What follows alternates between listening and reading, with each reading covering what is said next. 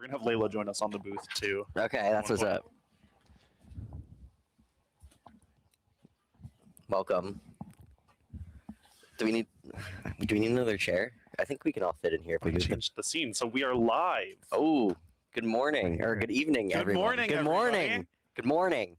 Welcome to GLG's Whooper Wednesday again. I am Jackson. This is Jake, and we are here for a challenge today. We got something very special. Jake, do you want to describe what a challenge is for those unfamiliar? For those unfamiliar, a challenge is a competitive Pokemon TCG event in which the players compete in a number of Swiss rounds dependent on the number of attendees playing for championship points. First place will take 15 points, second place 12 points, third and fourth 10 points each. We may have enough that 5th through 8th also get 8 points. That would be exciting. I don't actually know how many we have today. More exciting than those points is the reward you get for accruing them. Ace trainers who collect 200 points over the course of the season receive a special promo card at the end of the season.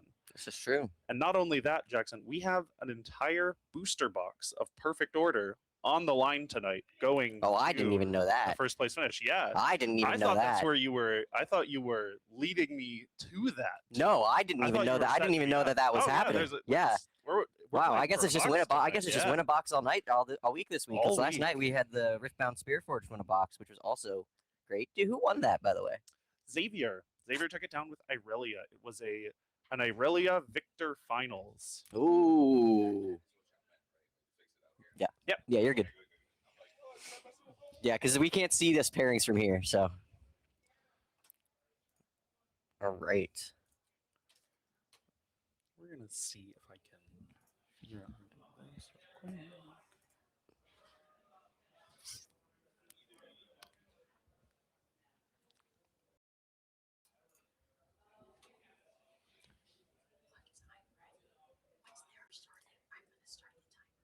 Okay, yeah, that works. Yeah. No. Yeah, I mean the audio's on, but like we're good. Yeah.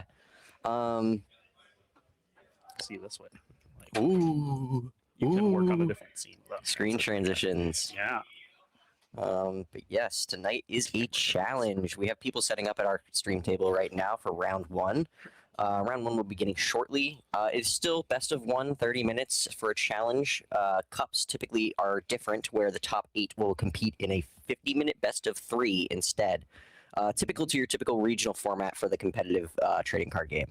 So it is still our usual 30-minute best of 1, but just with a little bit more stakes on the line for those championship points, so you can try and hit Ace Trainer.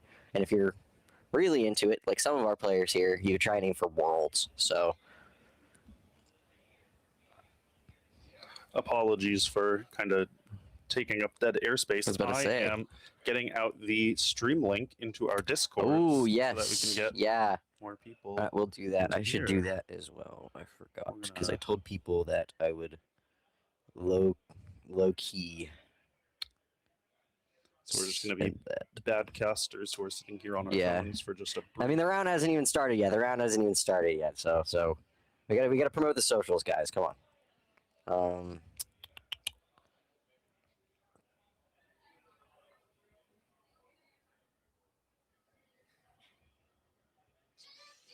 Nope. And it's playing out of my phone. Awesome. I'm interested to see what everyone is running today for. Yes, we are in the wake of the first post-rotation regional championship over in where was it? I think where was the last regional? I can't remember. It wasn't Toronto. No, that's why I asked. I was about to say it wasn't Toronto. Was it Toronto? No. Houston? No. The last pre-rotation one was Orlando. Right. But this one was in Europe somewhere. I'm too Don't. I keep forgetting. I'm too Riftbound pilled. I want to say Lily, but I know it's not. We're gonna try to figure out type here. Prague. Over in Prague, as well as the Korean League. Same days. As well as I think a league in Malaysia. That adds up because I think the Malaysian Master Ball League. I'm pretty sure. Yeah, I think the Asian areas do different point systems than the rest of the world. But overall, a Um, very dominant weekend from Dragapult, taking Oh, down God. the Prague Regional and accounting across its Oop. variants for about 30% of the day 2 metagame as our Speaking players of get on their Dragapult, way. we have Macy on the right there, starting up with just a Dreepy, and Zach on the left, starting out with a Cynthia's Gibble, running for Buddy Poth, and this will be a Cynthia's Garchomp versus Dragapult. It just Cynthia's depends. Garchomp, a archetype that kind of has gained some unexpected resurgence A little here bit, after yeah. rotation. Most of the cards still running what it had that came out in Destined Rivals. Yes, yeah. It just got a little bit more tools with the Premium Power Pro and the Fighting Gong for some of this deck as well, but as well as the Forest of Vitality this to be is able true. to immediately evolve those Roseraids and get their damage up.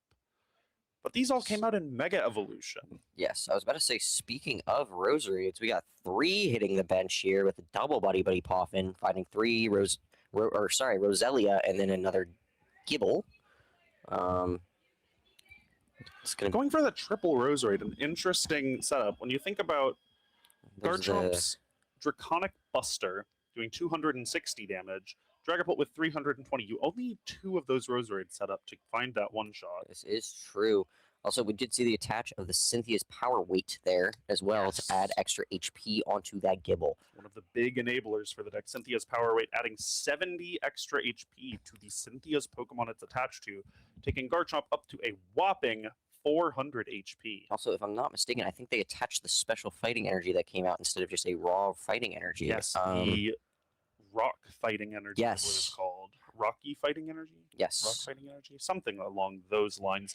Prevents effects of attacks done to the fighting Pokemon that energy is attached to, as well as provides 1 fighting energy. So actually does change things quite a bit in this matchup, because if you're sitting on the bench with the Gibble, I'm pretty sure that blocks the effects of Dragapult's attack. It does. It prevents the damage counters from Phantom Dive from finding their way onto those benched Garchomps, and makes it very hard for Dragapult to stack up a threatening sequence of turns onto those Dragapults. Because even with a Dusk Noir, Cursed Blast, only going to be doing a total of 330 damage to that Garchomp. Now, we don't know a Bomb Pult variant. Yes. Yeah. We don't know Macy's list. There could be jamming towers in here to turn off those power weights, which would get exactly to that 330 HP on Garchomp after the power weight is shut off.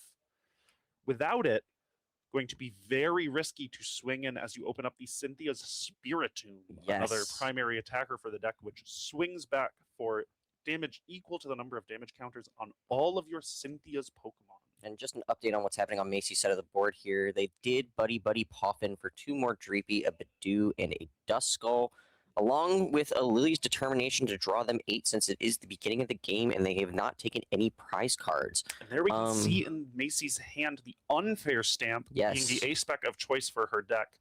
The Dragapult that we saw winning Prague played the Hero's Cape as its A-spec. So a lot of popularity kicking up around that one, but Unfair Stamp, very much the premier hand disruption of the new format with the loss of Iono. Just a question: does the fighting? You said the fighting energy or the rock energy prevents the effects of attacks, right? Yes, it prevents attacks done to the Pokemon. Oh, so just I was about to say that is done to your opponent. I wanted to double check and make sure, because I was about to say that would be kind of a crazy counter to Badoo if that was the case for that. Does not prevent the item lock. But we see the Lily's Determination come down here from Zach, really hoping here to draw into a Cynthia's Gabite, as that Champion's Call ability will allow him to search out a Cynthia's Pokemon once per turn, which can grab another Cynthia's Gabite and then get another one of those Roseraids set up and threaten on the next turn to go and find those Garchomps. I was about to say, he does already have 1 Roserade set up, and he finds 2 straight off the Lily's Determination, getting 3 Roserade onto the board. What is the base damage of Rock Hurl? I think it's 20. So we are announcing Rock Hurl for 110 into wow. Here. Really good evening. What a first knockout for that. Wow. Running the Dreepy here on Macy's side. They are sitting still with 3 Dreepy on the side of the board and then Duskull for future use as well. We are going to see the Ultra Ball discarding a Monkey Dory, and they're thinking about it. I think the Monkey Dory discard is okay here in this matchup, considering that way that Garchomp is going to be swinging into you. They're also going to discard another Dreepy. Yep, with 3 Dreepies already on the board, deciding we have enough, just search out one of those Dracloaks, and we are likely going to see the unfair stamp come down here, reducing Zach's hand down to 2 cards and really putting on the pressure to find that Gabite, especially if it is coupled with another Badoo finding its way into the active, cutting the outs even further. Yes. No Pokepads, no Ultra Balls, just 3 cards and a prayer once you draw for turn. The only thing that I can say is that Macy's going to have to extend quite a bit. And we actually see the Lilies here first, shuffling that unfair stamp back into the deck. Maybe hoping to draw back into it, maybe opting to save it for later. Either way, hand's going to get shuffled in here, and being at 6 prizes, going to draw a new hand of 8. I think I'm okay with the play of leaving the unfair stamp in the deck for now, because you may need that later game when you get to sat in front of a really big Garchomp. But at the same time, no, I don't know. In this situation here, with no Pheasantipity on the board, no draw engine aside from the one built Dracloak. in to on the Garchomp. Oh, on the Garchomp side, yeah. No there's draw engine built in. I really like the line of an aggressive unfair stamp here, and really saying, I'm gonna set up my board, and if you don't just naturally draw into a Gabite, you're gonna lose the game. Yes, yeah, because that will just lock you down once you only have 2 cards in hand. Once you only have 2 cards in hand with Cynthia's Garchomp, there's not very much that you can be doing in that very moment. A Dusclops is going to hit the field with it, and then another Pokepad grabbing another Dragapult. Or sorry, Dracloak, not Dragapult quite yet. The only way you could do that was with Force Vitality or Rare Candy, and I'm not sure that many people still run the Rare Candy in this deck anymore. Also not sure that Dracloak and Dragapult are grass types, Jackson. I was going to say, Vitality only applies to they can only apply to grass types, but I'm just saying, that's the only way that you would be able to do it.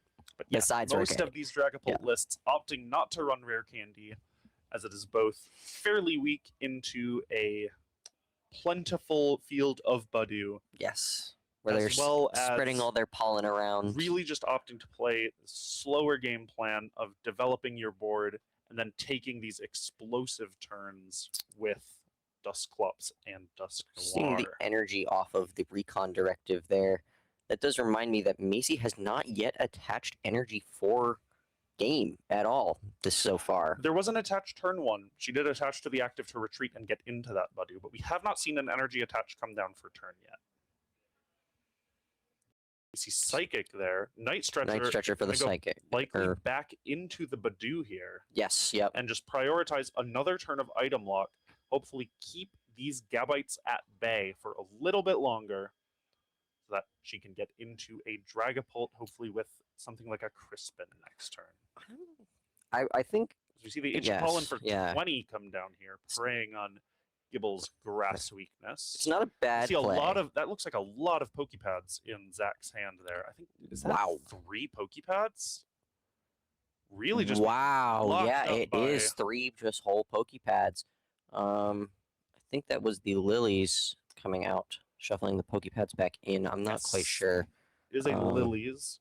Zach can shuffle it, only going to get 6, as taking that Badoo out has now shut off the bonus from Lily's determination of giving you 2 extra cards while you are still at 6 prizes. I think now that we're looking at it in hindsight, I think I did really like that unfair stamp play a little bit more now that Macy was able to get to all the outs with the Badoo. I'd be curious to hear her reasoning as to not going for it.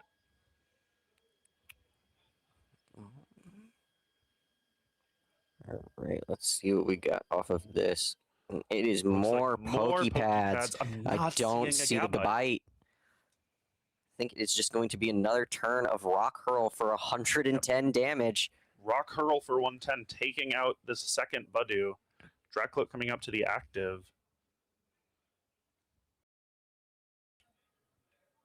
Now Macy has the opportunity, if she has a Crispin in that hand, to start getting aggressive. Yes, really you can knock out those prize cards.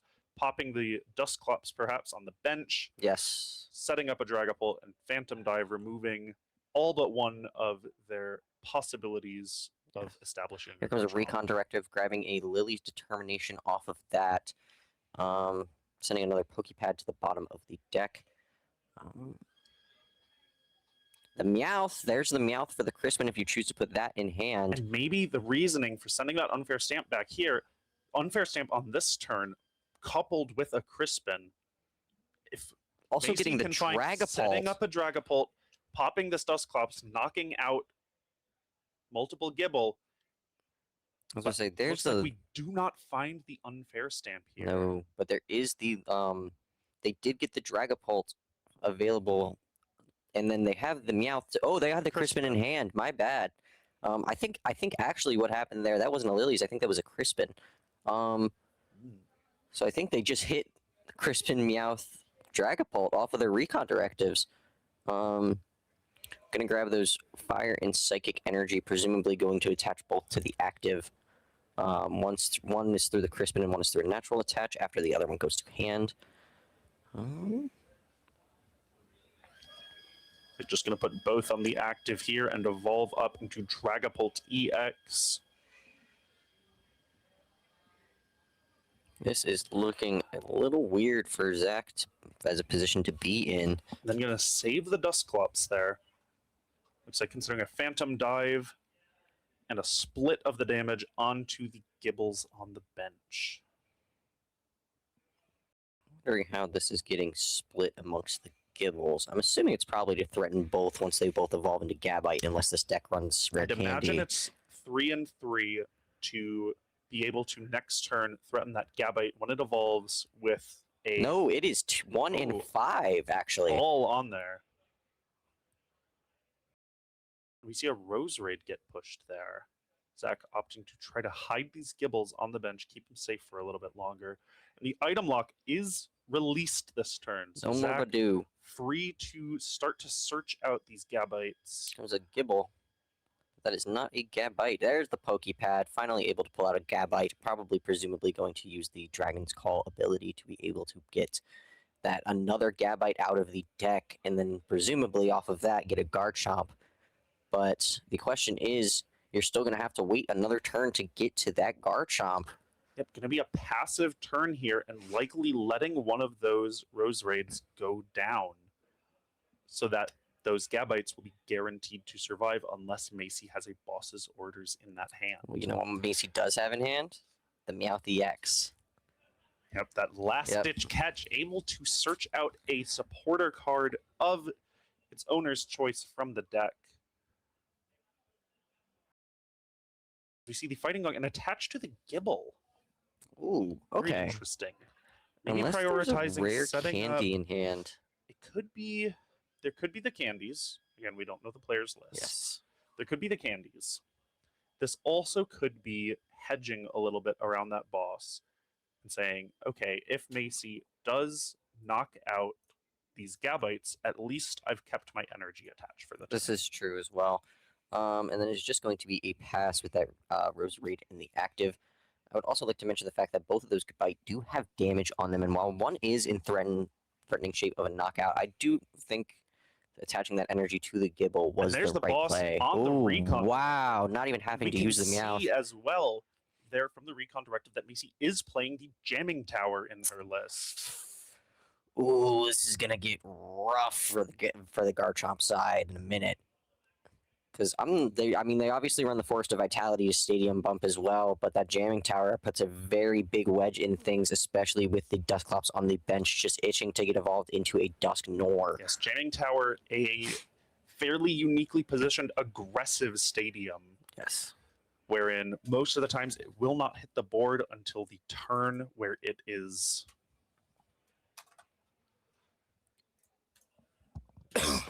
Until the turn it is played, at least. until the turn wherein it is setting up or taking the knockout on the Pokemon holding those tools.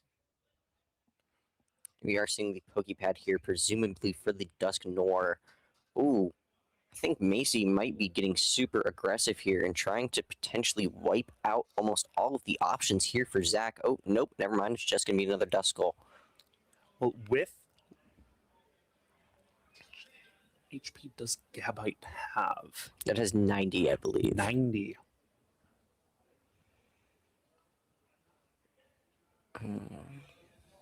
Is it 90? I think it is 90, because I think it's 90 or 110. Or If Macy finds the Dusknor and uses the boss's orders here, we could see a full wipe of the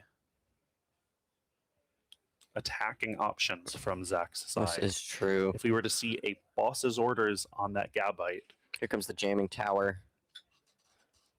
Just playing a little preemptively, which is completely fine. Oh, not opting to use a boss here.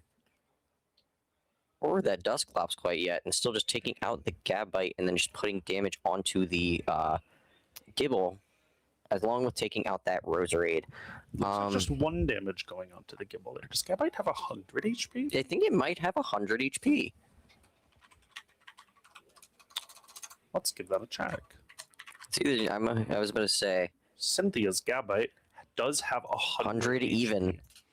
I'm just wrong today. I think I'm just spitting nonsense today, aren't I? A Garchomp evolved, another Gabite coming out of that Gibble on the bench, and Forest of Vitality replacing the jamming tower, putting the power weights back online. And here comes Cynthia's Spirit Tomb as well as another valid single prize attacker based on doing damage based on how many damage counters are placed onto your Cynthia's Pokemon. Likely not coming down quite yet, as we've only got 2 damage counters in play, but We're just putting it out there just to see. standing as a threat in case this Phantom Dive does come out. And we see now the here comes A-Spec from Zach's Neo deck. Upper Energy. Neo Upper Energy providing 2 energy of any color as long as it is attached to a Stage 2 Pokemon, able to enable Garchomp to go for its Draconic Buster from 0 to 320 damage. Very, very nice play there. I don't think most people actually run that A-Spec nowadays, unless I'm mistaken. It's normally Secret Box, isn't it? I don't know. I'm not practiced enough with Garchomp to really know. I think the Neo Upper makes a lot of sense in the deck as the primary struggle of Cynthia's Garchomp, from what I've heard from my friends who've played it, is those energy attaches and finding a back-to-back Draconic Buster turns. Comes the Lily's Determination, shuffling their hand back into their deck for 6. Maybe she should be at 3 prizes left, I believe, after last turn. Yes. So she is winning the prize race. But with that setup on the Garchomp on Zach's side, I think we might be able to see a very large swing come in from the Garchomp there, being able to knock out the Dragapult. From there, I think we just have to see. There's the Draconic Buster for 320. Gonna knock out Dragapult. Taking 2 prize cards in the process. Zach, taking him down to 2, threatening to close the game with another knockout on a Dragapult as Macy promotes Dracloak. The Dracloak does have an energy, so it is going to be able to find the Phantom Dive this turn without needing to commit Supporter in order to do so. Pheasantipity, drawing 3 off a Flip the Script since one of her Pokemon was knocked out last turn, getting a rare candy. Have to imagine that Macy is digging for the unfair stamp here. I would believe so. Slam down that stamp. There's a Recon Directive. There's the Dragapult that you potentially need there just to get that Dracloak up in the active. I need a lot of pieces, though, as likely she is also going to need the Dusknor this turn in order to find the KO on this Garchomp. There's the Night Stretcher. Even if she were to use the Dusknor as well, I think that puts her in an interesting position, given that Zach would just be sitting at 1 prize card and just would need to search for boss to be able to knock out that Dracloak on the bench. Or alternatively, the Pheasantipity on the bench sitting there with 210 HP, looking nice and crispy with that fighting weakness for Garchomp. Now, a line I would actually like to see here from Macy would be to use that unfair stamp for that disruption, boss up a Roserade, and knock it out. Yeah, for the damage reduction. If we can do that and find the disruption on this Forest of Vitality, we can make it very difficult for Zach to set back up for another one-hit A lot knockout. of cards in that hand, but I don't quite see a unfair stamp. Nothing pink in the hand except for that Pheasantipity, but that already hit the board. So not in the hand. So none in the hand. There's a lot going on with me today, Jake. I'm just. Indeed, there I was is. about to say I'm spouting nonsense. But anyways, It's like thinking about the line to take here. because Macy does have that Meowth in hand as well. There is the boss for the boss of the Roserade, Roserade. which is going to slow things down on Zach's side just a little bit from being able to take out some of that source of damage. But you do need to bump that Forest of Vitality as well, which is the issue.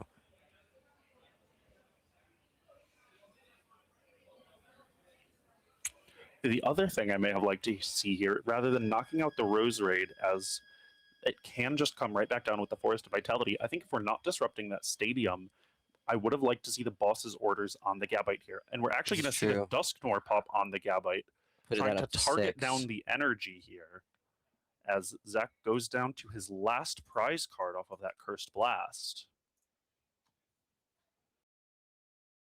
And going to evolve that Dracloak on the bench into a Dragapult, getting rid of a little bit more vulnerability, but at the same time, Pheasantipity with its fighting weakness is sitting there looking like a nice crispy meal for Garchomp today. All Garchomp would need is one fighting energy and a boss's orders, and that corkscrew dive boosted up to 130 by the Roserade will be able to find the knockout on that Pheasantipity. And without the hand disruption, we're passing the turn over here, taking those two prize cards, and Zach has a lot of cards in his hand to piece that together. We see a fighting Golem. We see he has the energy. Any kind of Pokemon search like an Ultra Ball to find Meowth could connect into the boss, but I don't know if these Garchomp decks are playing Meowth, as they really want to be all in on these. Do you see the fighting Gong for the energy there? See plenty of boss in the deck, thumbing past at least two of them there. It's just a matter of actually getting out to them. I'm trying to see if I can spot the Meowth in there. Does not look like there's a Meowth, so unless he's hiding as that last prize card, I think not in the list. The issue is now, how are we getting out to boss? I mean, you technically could just swing into here since Macy doesn't really have a Duskull set up to take out a knockout onto any one prize Pokemon or onto the It's the fighting energy. Yeah. And Zach needs to win the game this turn. There's the Lily's determination. Okay. We know that Macy still has that Meowth in hand. This is true for the search boss. out a boss for that Roserade. It's just a matter if it's in the deck, which I assume that it would be. But with Lily's being played as the supporter for turn, and one energy already attached, not able to attach another one. The best you could do is corkscrew dive here. Be looking at a game win for the Dragapult. Can put that Cynthia's power weight on the Roserade, but that does help a little bit. Takes it up to 200 HP. It does. Only 130. And there's another power weight as well. Beefing up the board as much as possible here. Trying to limit Macy's outs. Hope she doesn't have it. And there comes the corkscrew dive. I think this is just going to be game here, Jake. Oh, the boss is already in hand. Anyways, that's game. So game one, or sorry, not game one. Round one is going to go to Macy with a win. Picks up the win there with that Dragapult EX, as we were saying, so dominant into this post-rotation field. No more Gardevoir, no more Golden Go. Still a few Raging I think Bolts. Golden Go may have already been a favorable matchup. Raging Bolt, in a bit of a pendulum relationship with Dragapult. Kind of goes back and forth between where people think it's favored. If you ask Ian Robb nowadays, favored for the Raging Bolt, though I think broadly people tend to disagree. Yeah, especially since they lost Sada's Vitality upon rotation as well. That's probably your biggest hit there, considering that you're losing your energy acceleration and draw power for Raging Bolt, which you so desperately require. I think I mean, we are seeing a lot of Lily's Clefairy running around in various decks, even outside of decks that typically run Psychic. We do also have that Mega Clefable now as well that people are running. Yes. But Dragapult just has so many commanding matchups in this format, especially after post-rotation, but we do have a few people out there playing Festival Lead. Yes. But as we saw here, the item lock, even in matchups which might traditionally be considered unfavorable for the Dragapult, such as the Garchomp here, where finding those big knockouts can prove to be a challenge through that power weight, and the damage stacking up on your opponent's side of the board presents a really scary option with that Spiritomb there. Yes. That item lock can still just let you outpace your opponent. A Kangaskhan out of the I was prize going to pack. say, Exactly. Kangaskhan and a Hollow Lily. That's speaking of prize There we packs, go. Jake. We have a couple of prize packs of our own. As like last week, for those of you who don't know, these are 5-card packs with 2 holographics, all containing currently playable cards by TCPI standards. You can put them in your deck. You can and put play them in your deck and play them. Technically, you can with And every if that is card not in the Pokemon. truest definition of playable, I don't know what is. Great. We have a Speak of the Devil, Cynthia's Power Weights. A Shaman here for me. I- Power Pro. Mystery Garden. I was about to say, I can't even tell what that card is. The last of the non-hollows, a Conkeldurr. Spite Ops. Team Rocket Spite Ops. An Iron Defender. Hollow Premium Power Pro. And A Badoo. Lily's Rabombi. It's playable, Jackson. It is You can technically put it playable. in You your can put it in your standard deck and use it, but I don't know many who would want to. Great. We still do have about 13 minutes left in round 1. That was actually a fairly quick game, all things considered. It was. It was. Don't know how many players we have in total here tonight for the Let me challenge, say, but I do know it will be 4 rounds. it will. We have been running 4 rounds for these past few weeks, just in general, even in our local leagues, due to the amount of people that are showing up just for Whooper Yes. Wednesday. Not even any challenges, just to come out and play and hang out and win some games. Been really, really special to see how much the scene has grown. Jackson and Crispy, name a more iconic duo. Thank you, Jay. Thank you, Jay. I don't know if I can, Jay. I don't know.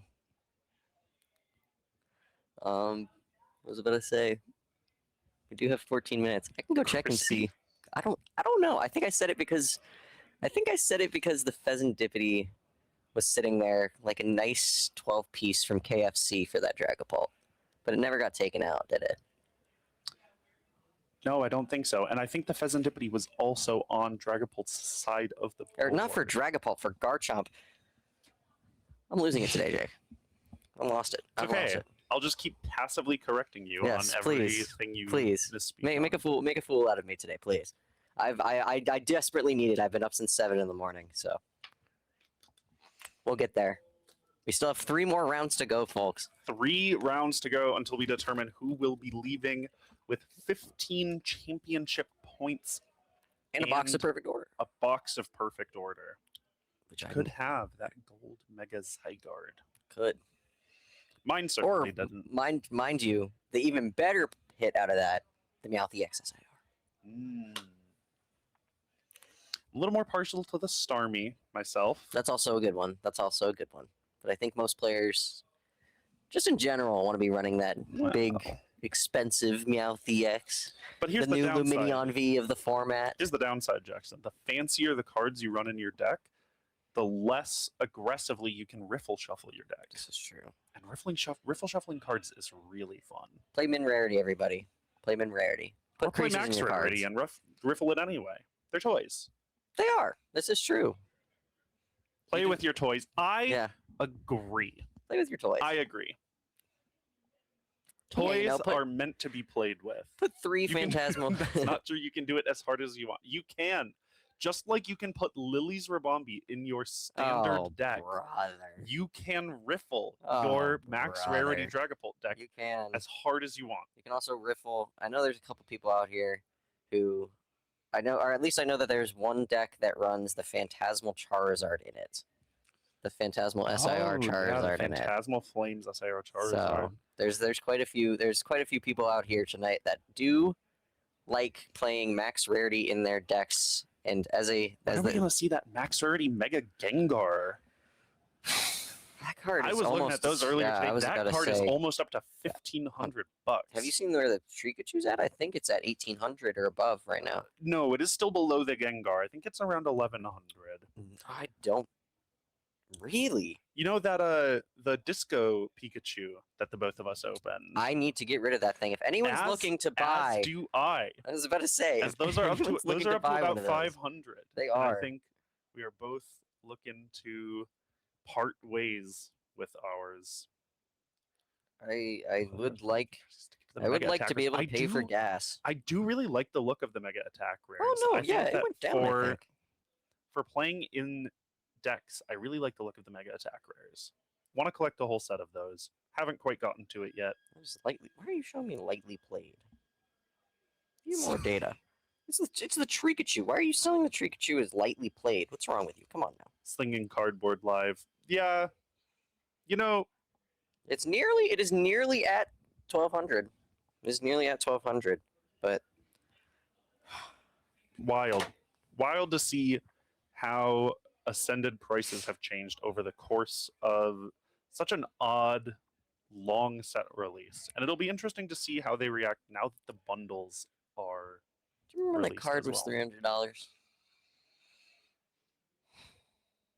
I do. And then they found the Really? sleeping Pikachu in the tree, and now it's worth $1,100, nearly $1,200. I love this hobby, guys. I love the collectability of this hobby. It couldn't matter less to me, Jackson. That's you know what what I'm matters to me is my 4th full art Mega Audino that I pulled from my booster bundle of Ascended tonight. I have now pulled an entire place. I think I've pulled as many Mega Audinos as I have illustration rares total from the set. Wow. It has been brutal. I think The card haunts me. Yeah, I don't even remember if I got any IRs out of the Ascended that I opened. I know that I got the full art boss, and I know that I got the attack rare Scrafty. Okay. And then I Some hit good that ones. Pikachu, obviously, and then I think a couple of EXs, but not much else. I don't think I ever hit an IR, but I could be I could be stand corrected I from think Ben has any bundles left? If he does, I'll go ask because I haven't bought one today. Because with I with haven't bought 3 one rounds today. remaining, I do have some money in my pocket. I was going to say, what would be some better content for the folks watching the stream than getting to see some Ascended heroes get opened up? Also get a head count on how many people we have.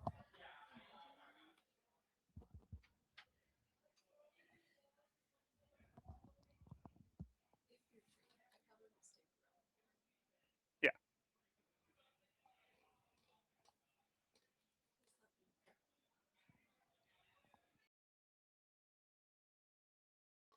So as Jackson goes and checks on those, we can actually transition over to a very brief intermission. Though I know many of you may love to continue looking at Macy's beautiful competitor Eevee playmat, as it is very cute. I will get the timer onto there, and we will see you in a few minutes for round 2.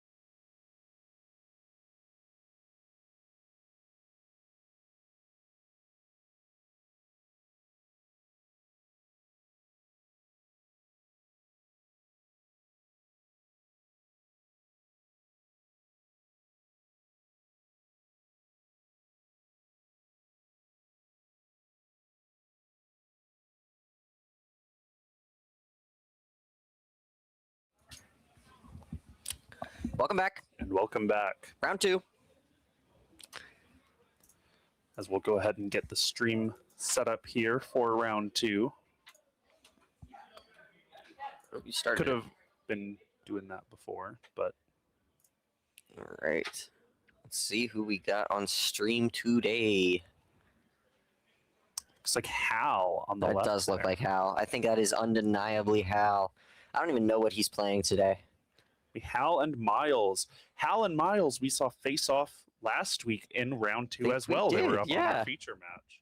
So we get to see, not last week, rather. No, the week 2 before that. weeks ago. Yeah, 2 weeks ago. It feels like last week. It does I've lost feel all like track just of last time and week. space, and I don't even know what day it is right now. The only reason I know it's Wednesday is because it's Whooper Wednesday, It's but I couldn't still- tell you the date. It still really feels like last week has just kept going. Exactly. A very busy weekend for me as I was down in Atlanta Yes. judging How was the Atlanta? Riftbound Regional Championship qualifier down there.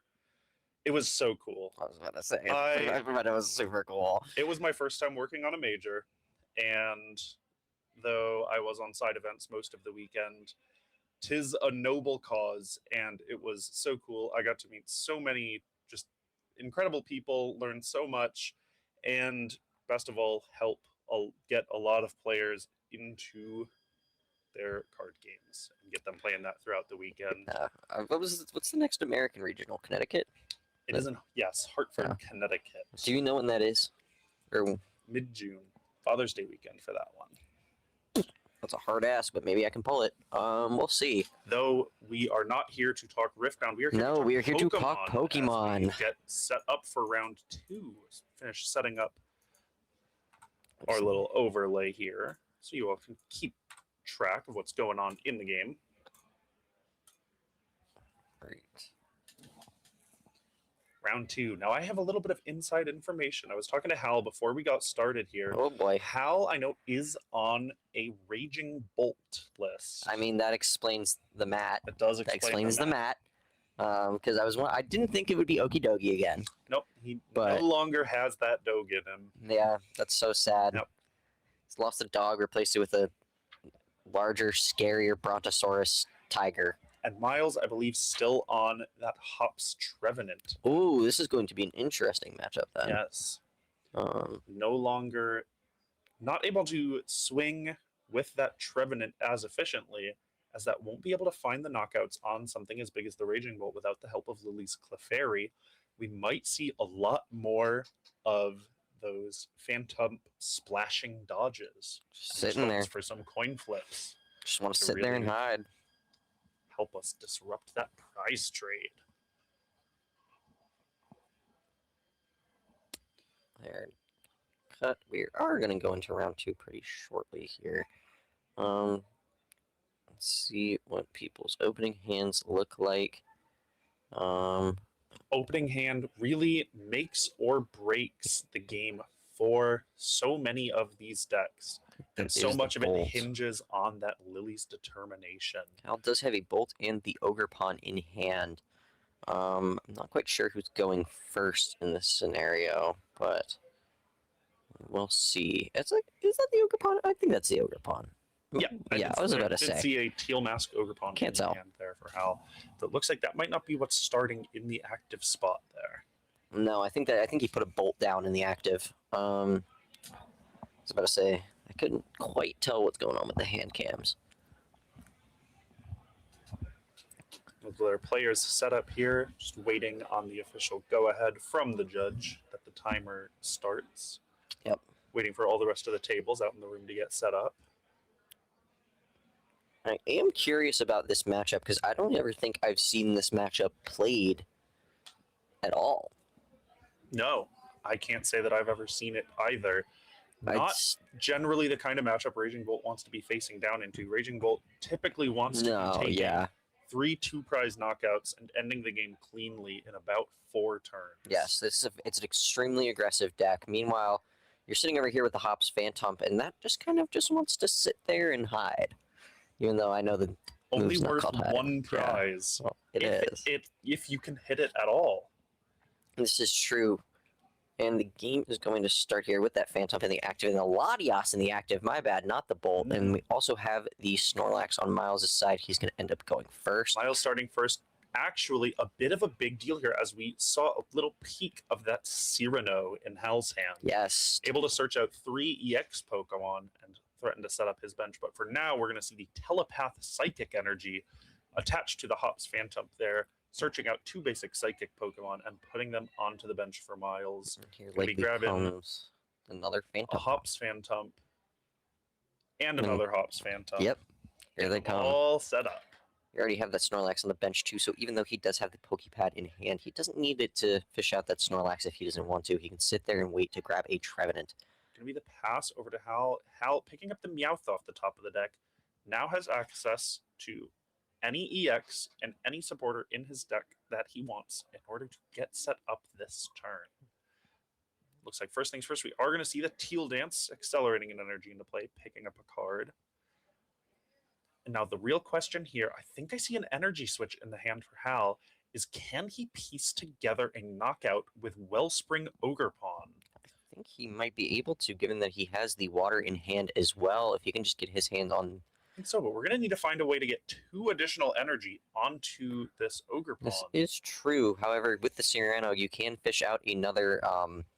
Ogerpon, you can fish out the Wellspring Mask and the Teal Mask Ogerpon along with a Raging Bolt to get yourself set up. It's just a matter of getting energy in hand now that Earthen Vessel is out of the format. Yes, the loss of Earthen Vessel, a massive blow to Raging Bolt, as it really likes to be able to search those out with something like a Noctowl, grab some energy, toss them in the discard with an Ultra Ball, grab another Noctowl, and use your Professor Sada's Vitality to accelerate this energy right back into play. And I also don't know if we are actually going to go for the Wellspring play here. I mean, it is hitting the hand just as an option, but I am seeing the Kangaskhan come in, instead maybe opting to put that into the active and then draw. And I think even if we don't get the Wellspring online this turn, I do still think it is a powerful option in the matchup to be able to take multiple prize cards. As unless we see a Shaman come down on Miles' side of the board. I believe, if I remember correctly, he does play Shaman. Really going to be the issue. Going to be putting the pressure on. If that Shaman does not come down, Splashing Dodge able to prevent the damage done to the active one. However, Wellspring Ogerpon can shoot through and hit the bench, allowing Hal to take prize cards even on those turns where Miles flips ahead. You see another Teal Dance come down, draw another card here. Looks like a Crispin picked up there. We also see the Xerosix Machination. Ooh, that's a very good counter for Alakazam, which I'm not sure how many we have out there tonight, but I did see a clip recently of someone on live who got Xerostic down from 24 down to 3 on their Alakazam. It's not a good feeling when you're playing, when your damage relies on the amount of cards you have in your hand. Yep, but that cannot feel good, especially if there's not enough left in your deck to get you up to that damage that you need. Exactly. So we are just going to see the Sob for 20 here, locking that Phantom into the active. Just doing a little bit of damage, and that's okay. A little chip damage. Yeah. If there's one deck, I think, that will not struggle to find enough damage to one-hit knock out a Phantom, I think it's Raging Bolt. I would hope that it's Raging Bolt. However... Here comes another Telepathic Energy as well, probably searching for another Phantom. If things get weird, and we see multiple Sobs, it could end up mattering, as I think this Phantom, only with 50 HP, if I remember correctly, would go down to 3 Sobs. If you can keep that thing active and not roll heads with your... what was that move called again? Splashing Dodge. Splashing Dodge. Splashing Dodge. Remember that one from 2 weeks ago? Yeah. I was about to say, I keep calling it Hide, because that's the traditional name for that move. I think usually Hide, when it's printed on stuff, doesn't do damage. Yeah. Hide is just that flip a coin to prevent damage and effects from attacks. Splashing Dodge has the base damage on there, so it is able to be increased by modifiers like the Postwick, like the Hops Snorlax, and like the Hops Choice Band. Let's go finish up shuffling there, and I'm trying to see what he has in his hand. He still does have that Pokepad to get the Trevenant if he wanted to, but I think it's honestly probably more optimal in this case to just leave the Phantoms on. Leave 4 Phantoms. Oh, here's the die roll. Looks like we're just going for the Splashing Dodge. Tails, so he will be able. So Hal will be able to swing in with another Sob next turn if he wants to. Only 40 getting done to the Ogerpon there. Cal draws, picks up an Ultra Ball off the top of the turn, off the top of deck for turn. We're going to see the Here comes Meowth the come Meowth. down. I think what I thought was a Crispin was actually the Xerosic, as we see the Meowth pull out the Crispin and is going to search out energy now. Yep, and here it attaching comes. from the hand and accelerating one from the Crispin onto the Ogerpon. And we see the Torrential Pump taking out the two Humps Goodbye, Phantom. with the energy, picking up the first 2 prize cards of the game. That is a huge lead for Hal here because Miles is going to have to claw his way back into the prize race here with Pokemon that can't exactly knock out Raging Bolt in one turn, even if they wanted to. I know he does run a copy of the Exhaustion in there, but I don't know how much you're really swinging with that.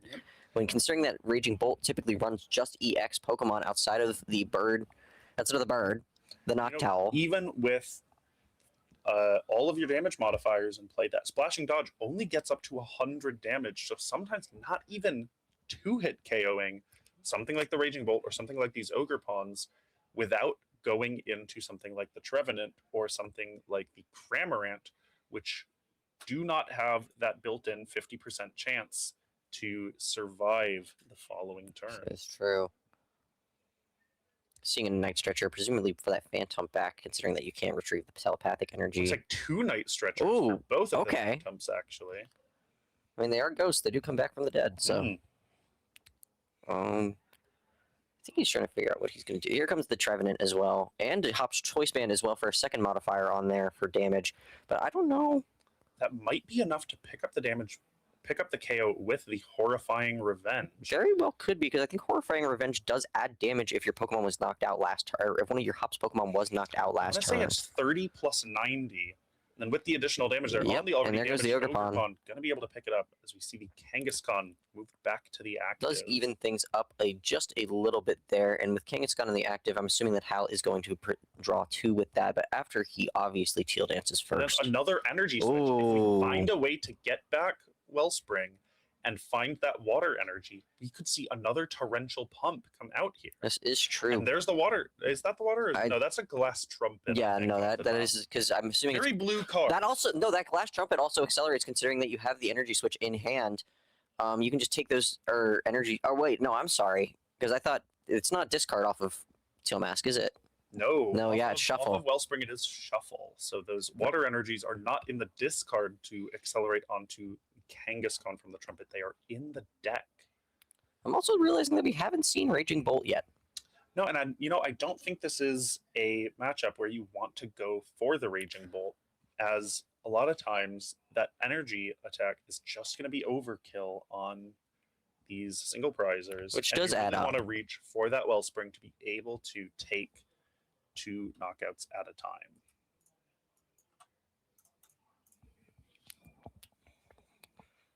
Finish shuffling up here. Hal does have quite a bit of energy in his hand, and he also does have another Teal Mask open and the Pheasantipity for more draw.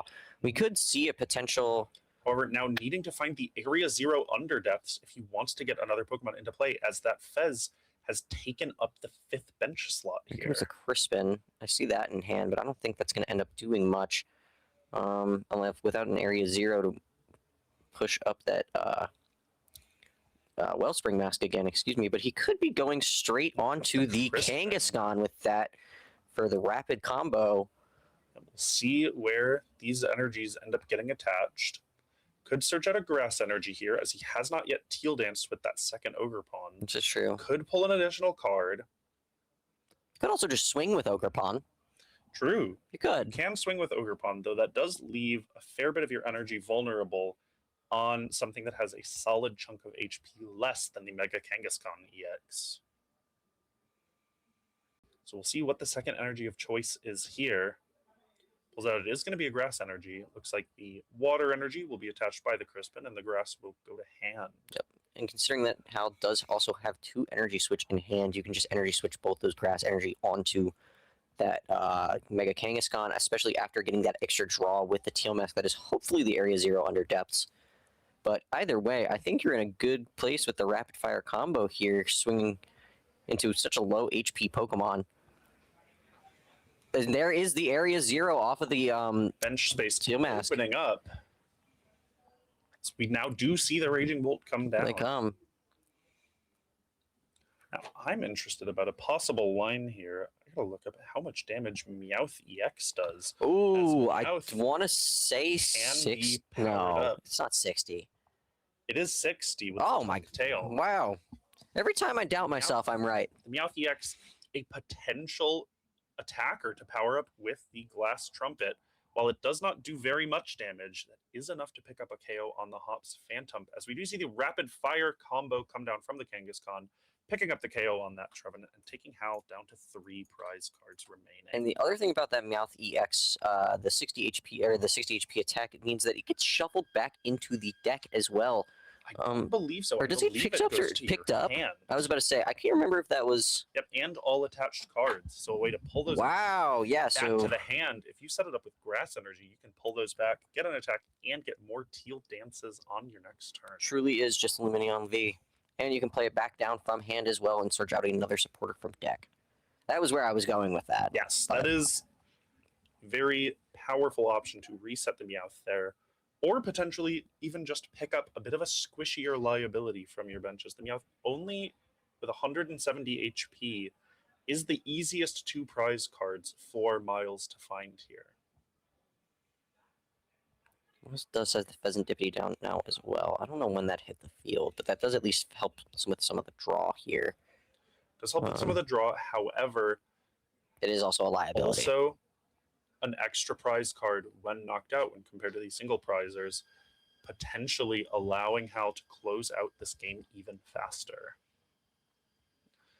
Trying to see what we have in hand here. I think if we want to be taking a knockout this turn, we're likely going to have to see some kind of gust come out, as I don't think that we're getting through that Mega Kangaskhan's There's Hop's bag. 300 HP.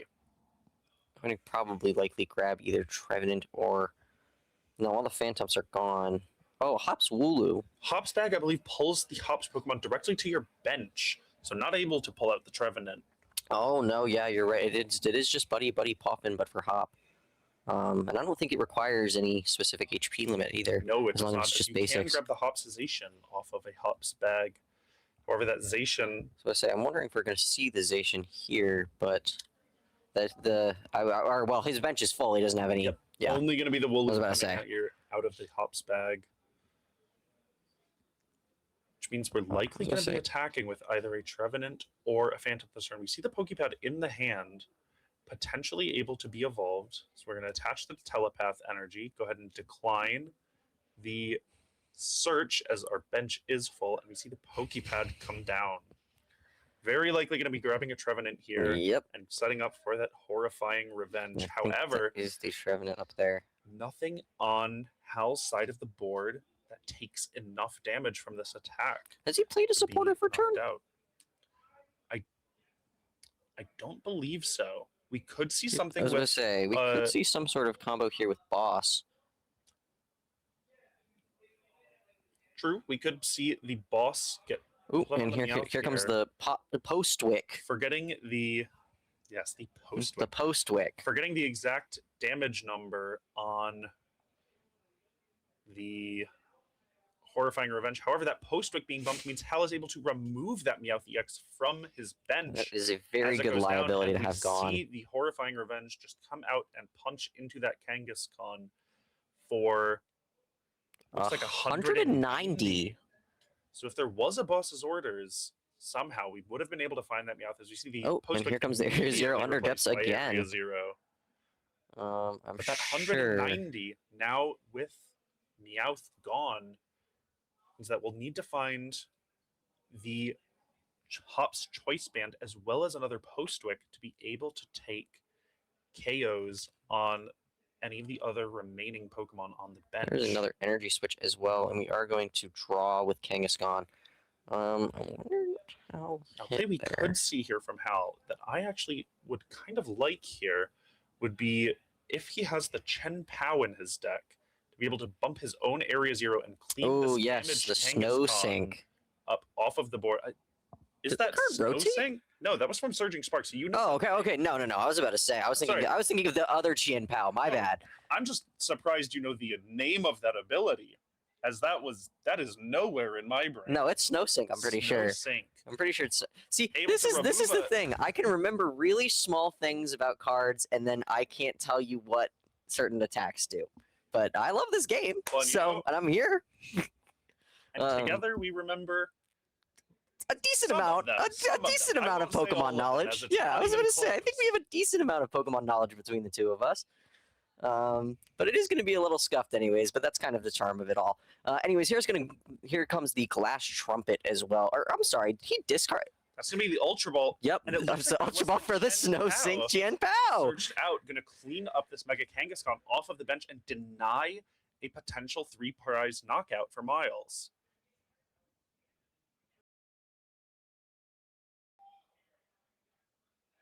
Five Pokemon, counting it there that he has it correct, as you do need at least 5 in play so that when you play the Chen Pao, it is the 6th. Energy switch as well beforehand, so you can swing in with that Teal Mask Ogre Pawn. Attach for turn to the Raging Bolt with a Fighting Energy, and here comes Snow Sync Qian Pao. And it is, I think it's the Stamps one as well. The Area 0 and the Kangaskhan along with it, as yes, it is the pre-released stamped Chen Pao. Hal, always on the max rarity. Of course. Always as blinged out as possible. And here comes Kangaskhan, or there goes Kangaskhan. Good night, Kangaskhan. And there goes Trevenant as well, bringing Hal down to 2 prize cards remaining. The Myriad Leaf Shower taking the knockout on the Hops Trevenant there, doing 30 damage, plus an additional 30 damage for each energy attached to both players' active Pokemon, swinging for 150 there and picking up the knockout on the Trevenant. It's a lot of damage.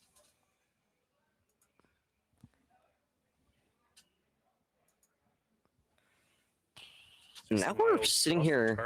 Yeah, we're sitting here with Miles trying to figure out what to do in this scenario, because you have 2 Phantoms on the board. You just Pheasantipede, and then you have the Hops Wooloo and then the Hops Snorlax. You're not getting enough damage to knock out that Teal Mask Ogre Pawn unless you can get another Postwick and or a Choice Band in hand. And we would need all 3, the Postwick, the Choice Band, and the Trevenant plus the energy for Here comes a switch.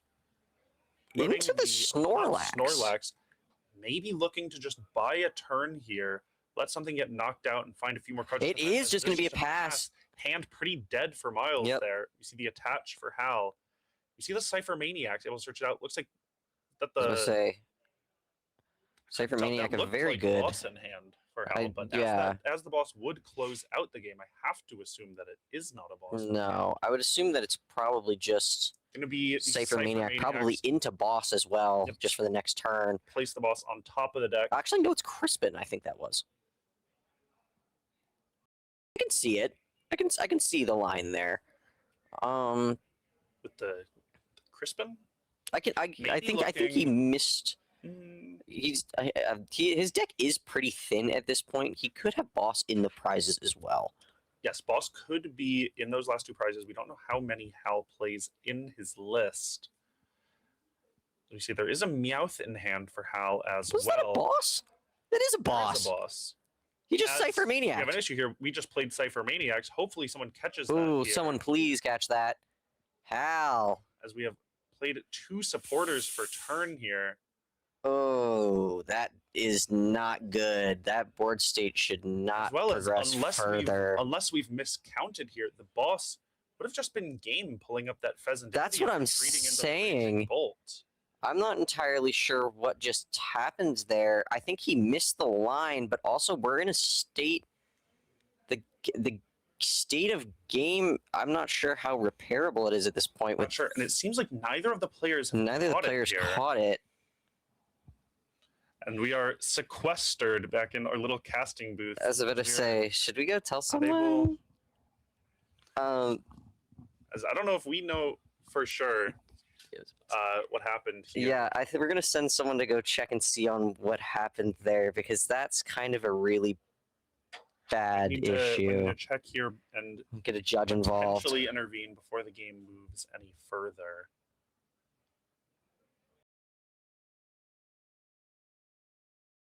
Looks like players still playing it out. Oh. Counting up the damage mods on the Horrifying Revenge here. The Horrifying Revenge able to pick up a return KO on the Ogre Pawn. I think there's something happening here. I'm wondering where the Interesting state of situation the here as game they is. I'm pause. going to call it as it's continued playing, but I'm not entirely sure where we're at with the state of the game here because they are just continuing to play. Currently, Hal is at 1 prize. I'm not Because we entirely saw- sure how much this changes the game, though, but it would be a double prize card Because we penalty, saw likely. the torrential pump come down. Yes. We saw the He did Cypher the then trying to boss, make yeah. sure we have the number of knockouts correct. We saw the knockouts on the two.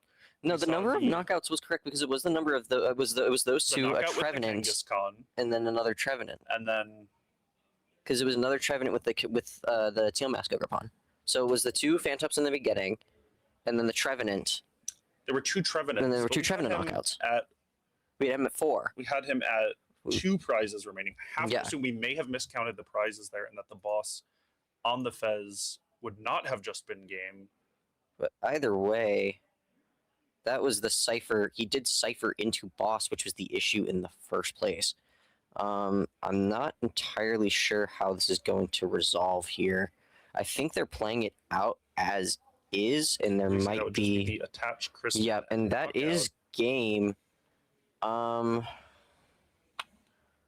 not entirely sure how this is going to get rolled here, but I don't think anyone caught it. We think we did. Someone did inform a judge at this point. Yes. But I think so we're we'll going have to see how this game all is of that rolled. shakes out. Hal picking up the game on the board before the players have any kind of discussion there.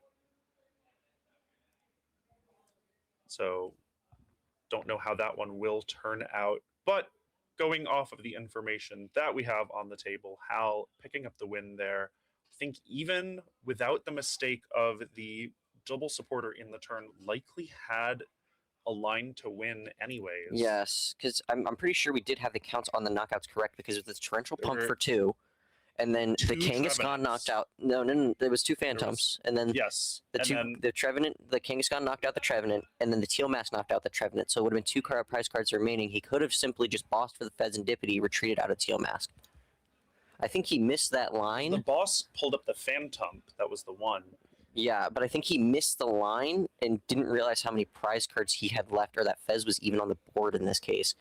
Maybe, though that doesn't strike me as the type of play for either of these players to miss. Something as simple as that's what I'm the saying. play that has been around for so long in the format of just boss Fez Yes, for the last 2. I am sure though that we were at 4 prize cards seated left, so I'm not entirely sure what happened there. We are probably going to see how this resolves pretty soon. In the meantime, we do have 7 minutes left on the clock. That was a little longer game than our first one. A little bit. Unfortunately, we do not have any more packs to open at the current moment unless someone graciously hands them to us. We're like, don't bite the hand that feeds you or whatever. I'm not entirely sure. We're just kind of like something along those we're like in a fish tank and we're waiting for people to sprinkle like the little food pellets into it. Yeah, the little fish flakes into the top of the bowl for us to eat and entertain you all with. Waiting for someone to bring us a buddy poffin. Exactly. Right? Yeah. We could just crumble it up, put it in the top of our bowl. Yeah. Just sprinkle it in the top. Fish food. Or alternatively, just pour in an entire Premium Prowler Pro. Yummy.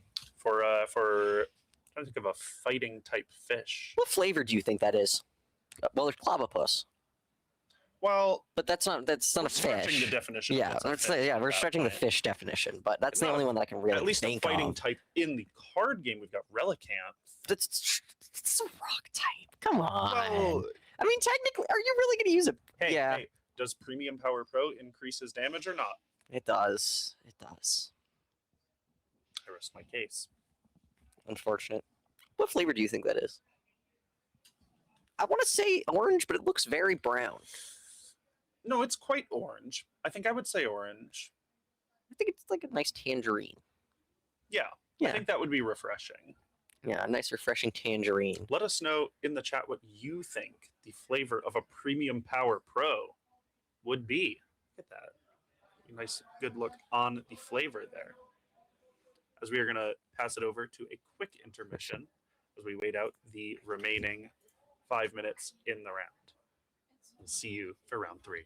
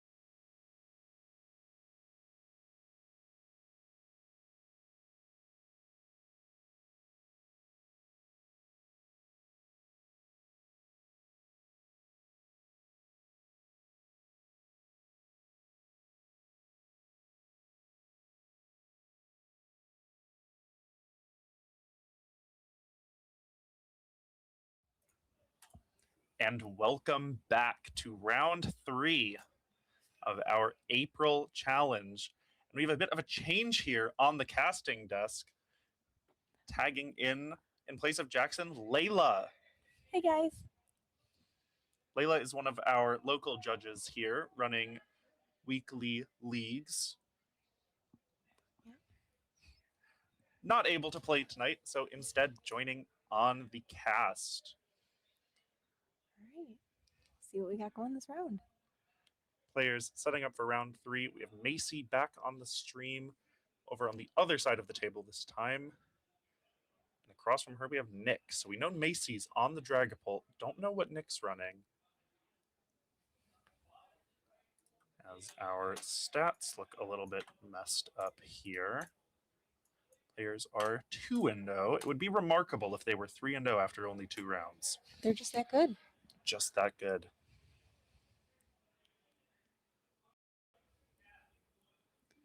I like the playmat spread. We got some evolutions. Evolutions, the substitutes. I think I'm particularly fan of that substitute that's getting carried away by Drifloon towards the middle of the board. Where do you think that Drifloon is taking him? I don't know if we want to know. No, I think in the Drifloon lore, it gets pretty dark. But in Pocopia, Drifloon takes you to the Dream Islands. He does. So it could be that the substitute is just going off to explore and get some new crafting materials. We'll hope that that's the case. Yeah. I'm really digging that Snorlax that's just chilling with all the substitutes. Yeah. Does really let's get a closer look here. Some kind of is that a ball? What's he got there? Oh, the Cubone too. Is it a ball? Aw. It almost looks like a little cookie. It does it looks like a macaron. Yes. Some kind of snack there, as would be very fitting for Snorlax. And of course, Pikachu there in the substitute costume. Almost like a reverse Mimikyu. As players are going to draw their starting hands here, finish getting set up for round 3 here, our second to last round. A win here, pivotal for the players if they want to take that first and take home that box. As with the number of players we have, anything less than a 4-0 record will not cut it. Is that better, Jay?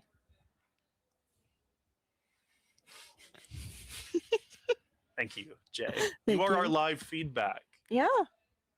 Can tell I've never done this before. And that's okay. This is only my second time doing this. So Right, figuring looks it like out we're- as we go.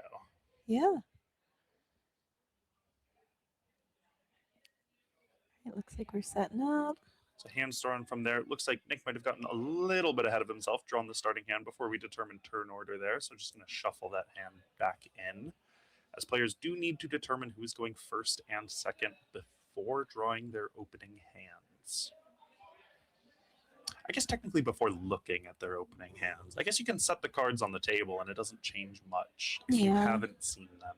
Yeah, it doesn't change. You don't know anything that you're not supposed to know. Yeah. There's just 7 cards on the table. They could be any 7 cards at that. As players now setting on their opening hands, it's like the die roll must have gone down, landed just off the camera. As we see Macy's opening hand putting the Budu in the active spot there, and I didn't quite catch what that was coming down from Nick. It looked maybe blue, might have been a Snorunt. Though I'm not sure. 2 Pokemon set onto the side for Nick. Snorunt, not often one that when you have another option, you're opting to put in the active spot, unless maybe you're attacking with the Mega Frostlass. That's a good point. Let's see. Water-type Pokemon. It could also be a Starmie, or a Staryu, rather, as we saw the Mega Ooh. Starmie deck perform fairly well at the Prague Regional Championships, as Macy is displaying her phone. Something on that there. Should remain aware that whatever is on that screen will be there, as it is a Starmie and a Hey, Snorunt. okay. All right. Maybe the Mega Starmie, Mega Frostlass deck Right. on the side of Nick. Yep, looks Here like at this Nick's going game. first. Has the Buddy Buddy Poffin to start it off. Always a great card to see in your opening hand. Just does so much, just wonders for your setup when you're able to get these Pokemon down onto the bench on your first turn. And especially in this Starmie and Frostlass deck, very important to get these down on your first turn, as they are both very efficient, very aggressive stage 1 Pokemon. Attacking for a single energy, getting them on the board now means that they are threatening to, on this second turn, evolve and start wreaking havoc on Macy's board. And we've got 3 of them. There are 3. Now, And this deck likely also runs the, was it Twilight Masquerade Frostlass with the Freezing Shroud yes. that places damage counters on all opponent's Pokemon with abilities. Threatens to build up damage on your opponent's side if they evolve something like the Dracloak, but also gives you your own damage to work with for something like this Monkey Dory, which we're going to see searched out off of the Pokepad here. Nick is just getting set up here. All the basics. Everything down onto the board. And I love that they are all. Is that the love ball? Is that the love ball? I think that Snoruns? is a love ball there. They're A all fun matching. fact about the Pokeball Hollows in Ascended Heroes: does not matter much for the Snorunt as it evolves into a 2-prize Pokemon, so it does not have the Pokeball Hollow. But all of the Pokemon evolution lines in Ascended Heroes maintain the same Pokeball Hollow throughout their evolution line. So a Chikorita, a Bayleaf, and a Meganium in Ascended will all have the same ball, as it is to show that Pokemon is the same one evolving from a basic all the way up to stage 2 as its bond with its trainer grows. And that is an adorable detail. And I did not know that. All the more you know. As the turn passes over to Macy here, Macy also with a Buddy Buddy Poffin to get set up. A Duskull and a Monkey Dory, by the looks of it, already in the hand hitting the bench. This Buddy Buddy Poffin probably going to pull us out a couple of Dreepies here. Both players filling up their bench, hoping to have as many options as possible to them on these following turns. So we got 2 Dreepies. Looks like both players have gotten pretty set up. So we see a Pokepad in the hand for Macy there, able to go get a Dracloak on the next turn. So we're just going to make sure that all of these Pokemon get their damage counters from the Risky Ruins for coming down onto the board. As Risky Ruins does not specify when they are put onto the bench from your hand, so the Buddy Buddy Poffin still going to be adding the damage counters there. So we're going to see Crispin be the supporter of choice for Macy this turn. Not often the one you want to be playing on turn 2 as Dragapult. No, it is not. But you could accelerate some energy. Might help you later in the game. Gets you a little bit ahead of that energy issue that Dragapult tends to find itself in, especially when your energy starts to get targeted down by aggressive attackers like the Mega Starmie EX, with the sheer amount of damage that it's able to output onto your bench if you don't have something like the Shaman to protect it. So, not all bad. Definitely somewhat helpful in the setup, though I do think Macy would rather see a Lilies here. I agree. And an interesting choice here with the Crispin, going to be grabbing a Psychic and a Fire, opting not to grab a Dark Energy to start getting this Monkey Dory set up and return some of this Risky Ruins damage. Opting instead to use the Crispin to attach the Psychic onto the Dreepy there, and then attach the Fire from hand. So you can see the rest of the cards in Macy's hand looks like 2 Ultra Ball, a Pokepad, and that Meowth. Without a Shaman on the bench, those 2 Dreepy are a bit of a liability if Starmie gets going. And only needing 1 energy to attack, and we see the Hilda searching out the Starmie, all but guaranteeing that one of these Dreepies will be going down this turn, as if I'm not mistaken, that first attack from the Mega Starmie does 50 damage to a benched Pokemon. I could be wrong on that, though, because that is rather a lot. So we're going to double check on that.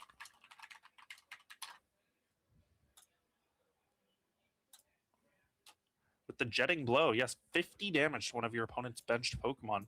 Going to be able to punch straight through, and with the damage from the Risky Ruins, fully pick up a knockout on one of these benched Dreepy. So we see the Legacy Energy from the hand there, the Ace-Spec of choice for Nick, opting to disrupt the opponent's prize trade as much as possible. Legacy Energy, when your Pokemon is knocked out by damage from an attack from one of your opponent's Pokemon, they take one less prize cards. As we see the Jetting Blow come out from the Starmie here and pick up the first 2 prize cards of the game for Nick, removing one of those Dreepies and a potential Dracloak from the bench for Macy. Yeah, pretty explosive start for Starmie, honestly. Going to be somewhat difficult to come back. We see a Pokepad come down. This is likely going to be grabbing that Dracloak, giving Macy the ability to see a couple more cards, as actually we're going to go for the Dusclops instead. Okay.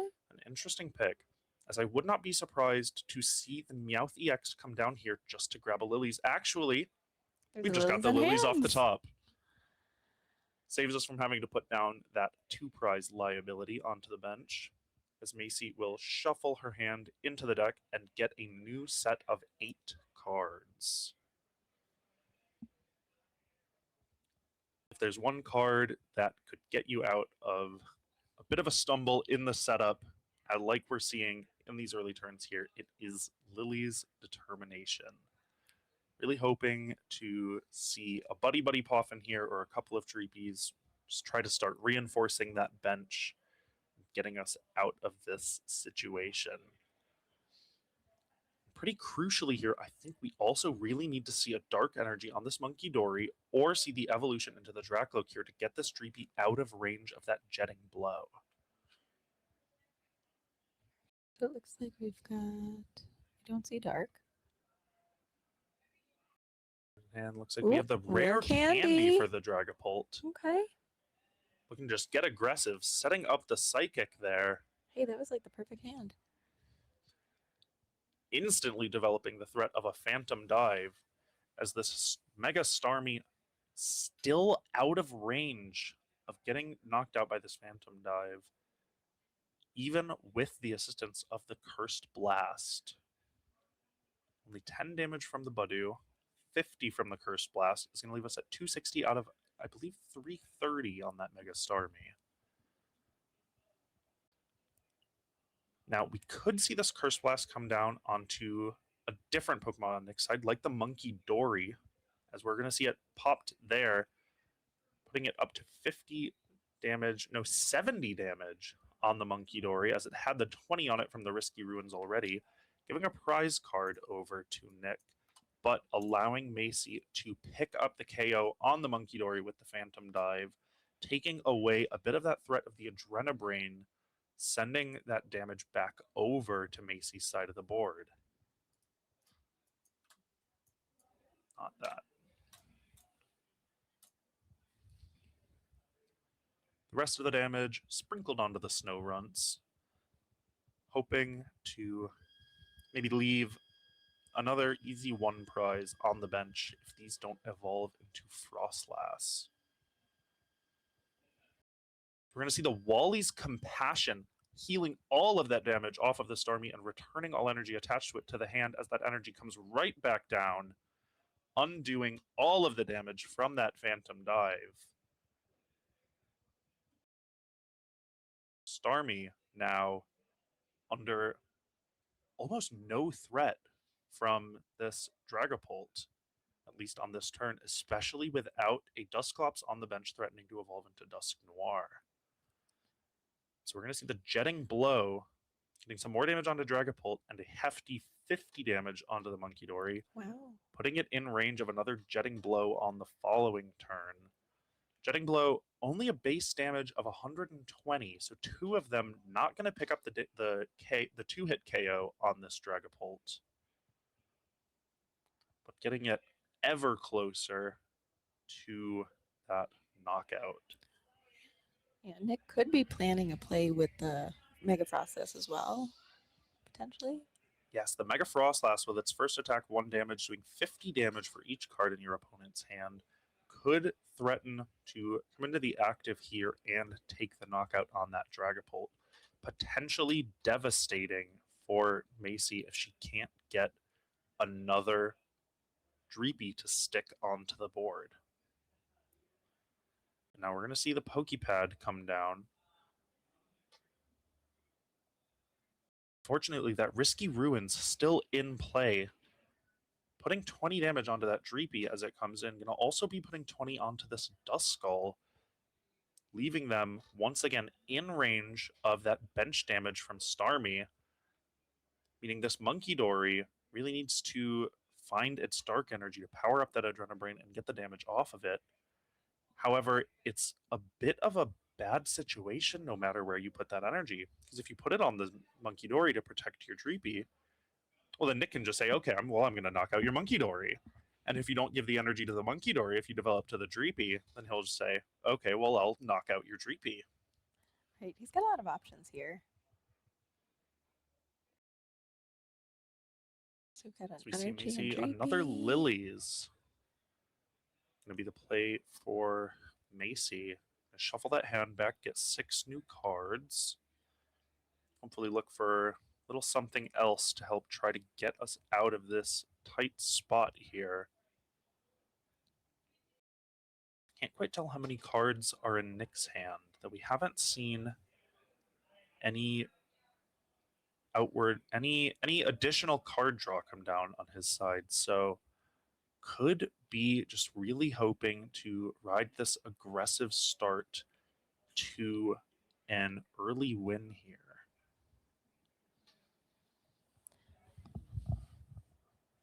Yeah, because without something to bump that Risky Ruins, everything that goes down on Macy's end is pretty much in range of that Jetting Blow. And any of these basics that want to evolve up into bigger threatening Pokemon are going to have their HP cut down by only a little bit, but just enough to get them into range there. Stuff like the Monkey Dory, stuff like that Mega Starmie, or not the Mega Starmie, rather the Meowth, able to survive it a little bit better, but also not necessarily the liabilities you want to be adding to your bench in an already bad position. As it is just going to be the Phantom Dive from Macy, sending all 6 onto one of those benched snow runs, picking up another prize card, taking the prizes down to 4 and 3.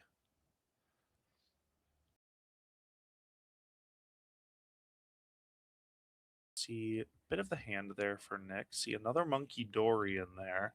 But what we really need to see is something like another Wally's Compassion to undo that Phantom Dive damage. And I'll be honest, I don't know if this deck runs to. Yeah, I'm not familiar enough, I think, with the Frostlass Starmie decks to really know exactly their counts of stuff like that, as it is going to be the Lilies as the supporter for turn. It's Mega Starmie offering to give up 2 prizes if it goes down this turn, and if that Snow Run doesn't evolve, it could be 3. We might, as you said earlier, be looking for that Mega Frostlass to try to pick up the knockout on this Dragapult and really force Macy to have another rare candy, which we saw in the hand. She does play at least one more rare candy in the deck, so there is always the chance of developing another Dragapult to attack here.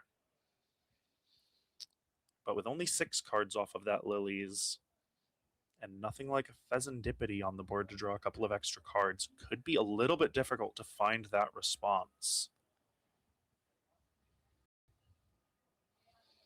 I feel like we don't see a lot of Fezzes in decks these days.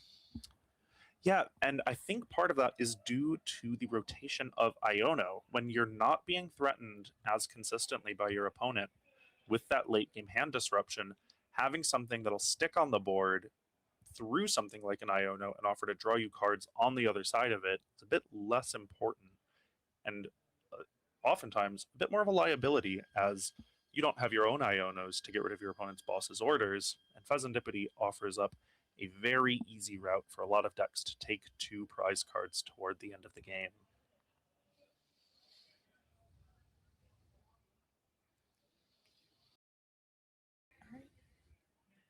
see in the hand, at least another Lily's in the hand. So it's going to be another jetting blow.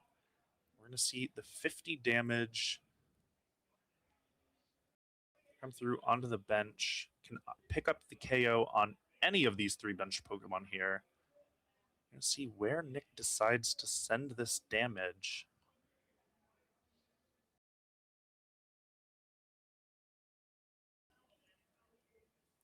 Take a look at the discard before we decide where it's going. And honestly, all 3 of these benched Pokemon, fairly equally viable choices to remove, as each of them threaten something unique. It looks like it is going to be the Duskull taken off the bench, netting a prize card for Nick, taking him down to his final 2 prize cards and stacking a lot of damage up on that Dragapult.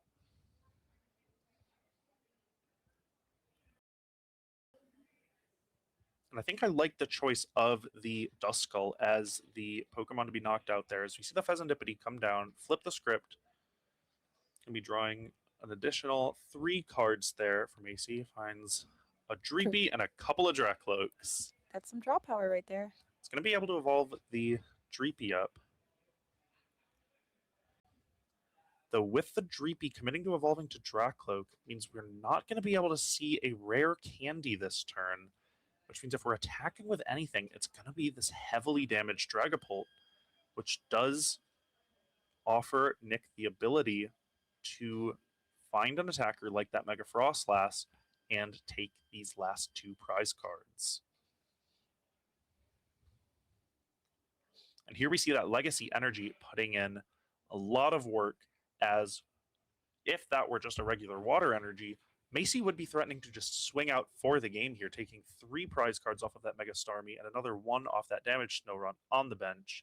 However, with the Legacy offering 1 less energy, not going to be as easy to find that 1 last prize card.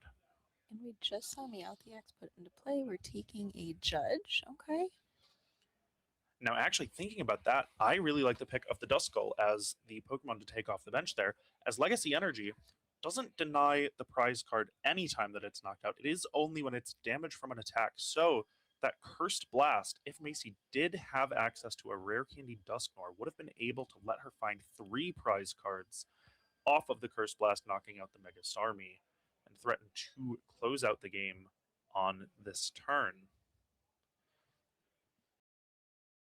Instead, we're going to see the Judge coming down here, shuffling the players' hands in. Each of them going to get 4 cards.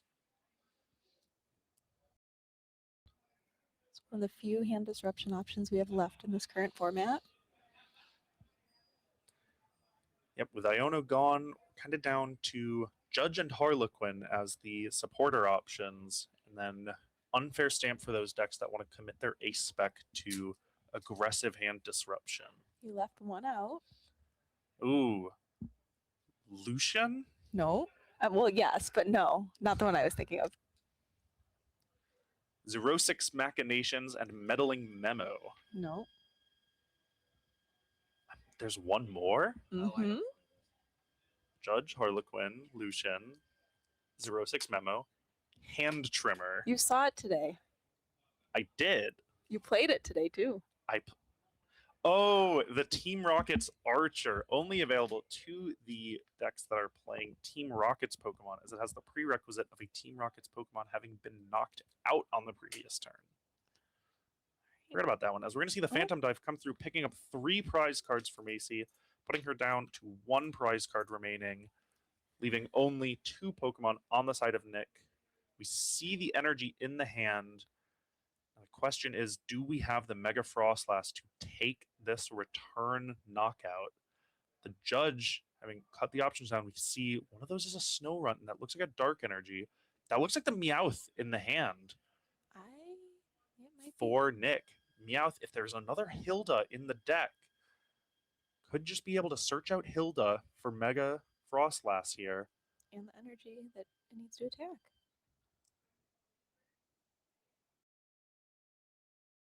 Dragapult looks like it's got 260 damage on it there, meaning it has 60 left. Macy with more than 2 cards in the hand is enough for Mega Frostlass to find the knockout, as Meowth is going to search out the Hilda. Hilda going to be the play.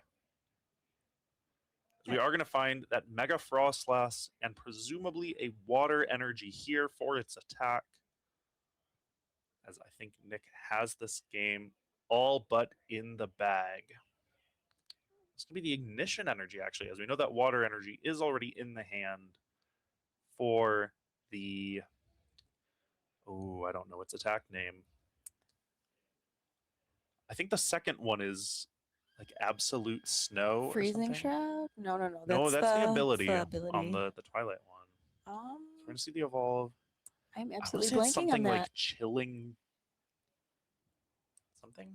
Resentful Refrain. Resentful Refrain. The second attack is Absolute Snow. But yep, the Resentful Refrain going to come through and pick up the knockout on the Dragapult here, taking Nick's final 2 prize cards and securing the game. Unless we've counted wrong.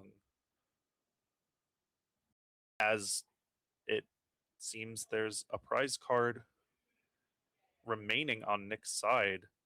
Oh. The correct amount of knockouts there. 'Cause I guess we must have counted wrong at some point. Seems to be a possibly recurring issue on my end.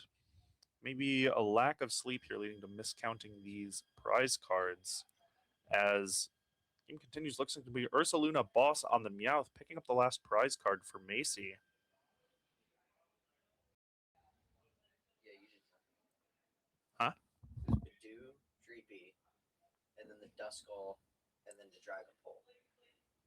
I don't think Oh, yeah, that's fine. fine. There was no there, so he should have 1 left. It shouldn't. There were only 5 knockouts. Or wait, yeah, because it was the Bidoo. It was Bidoo.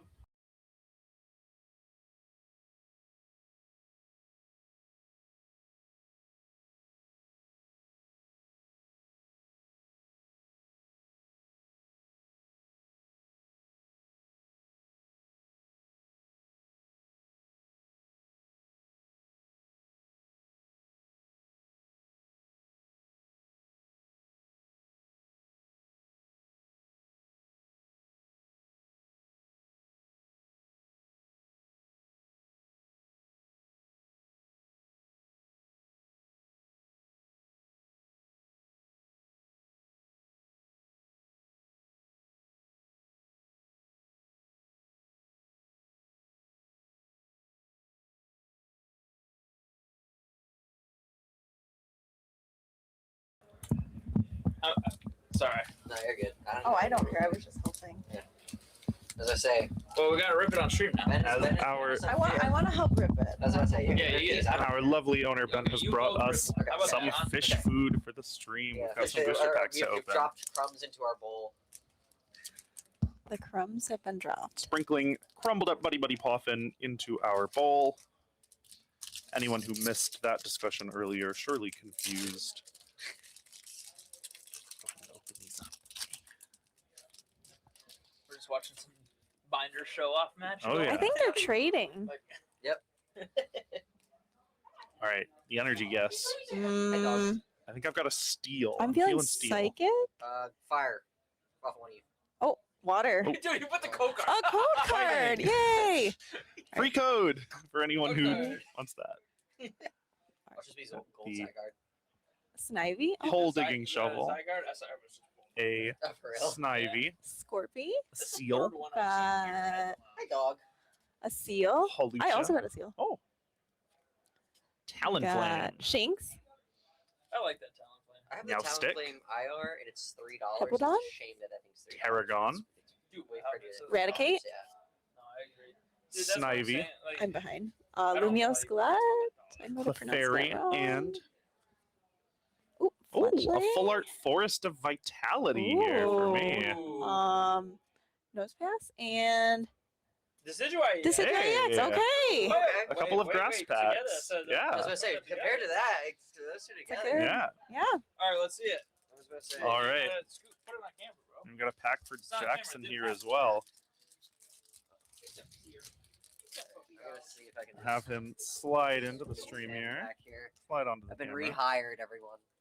Alright, here, I want to get a photo. Smile. Energy surge. I'll send it to you guys too. Everyone say energy surge. Energy Yeah, surge. stop. All right.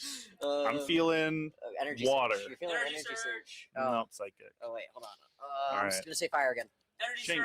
surge. Fighting again. Energy, Energy surge. surge. Energy surge. Blade. Double eight? Here, No, it's I'll, Yeah, yeah, yeah. The Scorpions. Scorapy. Scurpy. Spoopa. Spoopa. Drapion. Barbarian. Miracle. Slash. Naveen.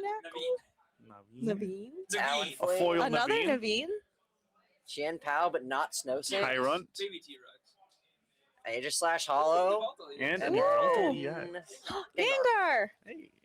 Okay. Did you know if you wrote GameStop on it in this corner, it's suddenly worth over $100? $100 billion. Wow. That's so crazy, man. And if you I would write it- never known that. Yeah, and if you write it in the wrong color Sharpie, Yeah. then it's like an error. Oh. Oh. True. That's so crazy. I would have never known that. Did you know that the attack rare for Mega Gengar, the attack rare, is $100 a piece? What? It's very upsetting. in my Gengar opinion. fans don't play around. It's No. upsetting. I don't know if they really play Mega Gengar either. No, not really a card that finds its way into a lot of competitive decks. Yeah. Unfortunately not. Toxbox use it a couple Yeah, times, there's but been the talk. There's been the. It's been Toxbox. I think there were some but- Zoroarks that made day 2 with it at some regional or Yeah, another. it's just prize denial. Yeah. So it exists. Sometimes it's good, you know? It exists as a concept, and it Yeah. exists. If not, it's it's a popular card. All right. All I'll right. switch Got off. 30 Well, minutes 3 until minutes report. left in the round, as well as whatever time may be needed in between rounds in order to settle overtime and allow players to move around. So we are going to throw it back to a brief intermission before we see you all for the grand finals, round 4, and see who takes home the win and the box. I heard it's- Is it 5? Did we have wrong information? Wait, Well, is it 5 rounds? That's what I was told. I was told. That I it was thought with 4. with how many Hold people on. we had We that it can't- would we be can't for cut 5 that. Double rounds. check. Double check. We will get you the answer for this 5 rounds, as we Okay. have a little bit of extra Pokemon that we weren't expecting here. We're gonna be here So till like rather 11 than- o'clock at night, guys. Get excited! Yay! Woo! Yay! We will see you back here in a couple minutes for the penultimate round of our challenge.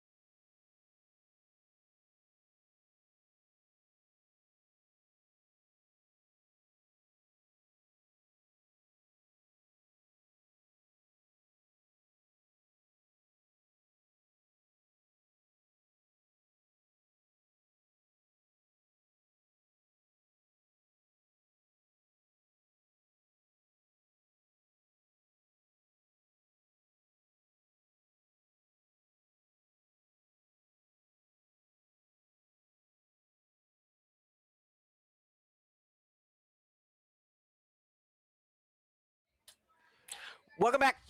Welcome back. Round 4. Round 4 of 5. We do have 5 rounds, not 4.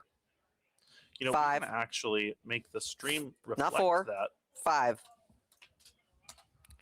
5. We do have Macy at the 4 stream again out with of 5. Dragapult. And then Logan, who I can't remember what Logan plays, but he was on I've seen stream. him on Rocket's Mewtwo a fair bit. Yeah, he was before. on stream 2 weeks ago when we were casting, but I cannot remember what he played. He also had the Oh, he was perfect playing order sleeve. Raging Bolt. I Oh, think. was it Bolt? And Because it may have that's, also been in the perfect order sleeve, so we could. that's what I'm see saying. Logan Because on I Bolt was again pretty sure here. they were the same. Oh no, Looks this is like a lot all of grass energy. and a bug catching set. Okay, good.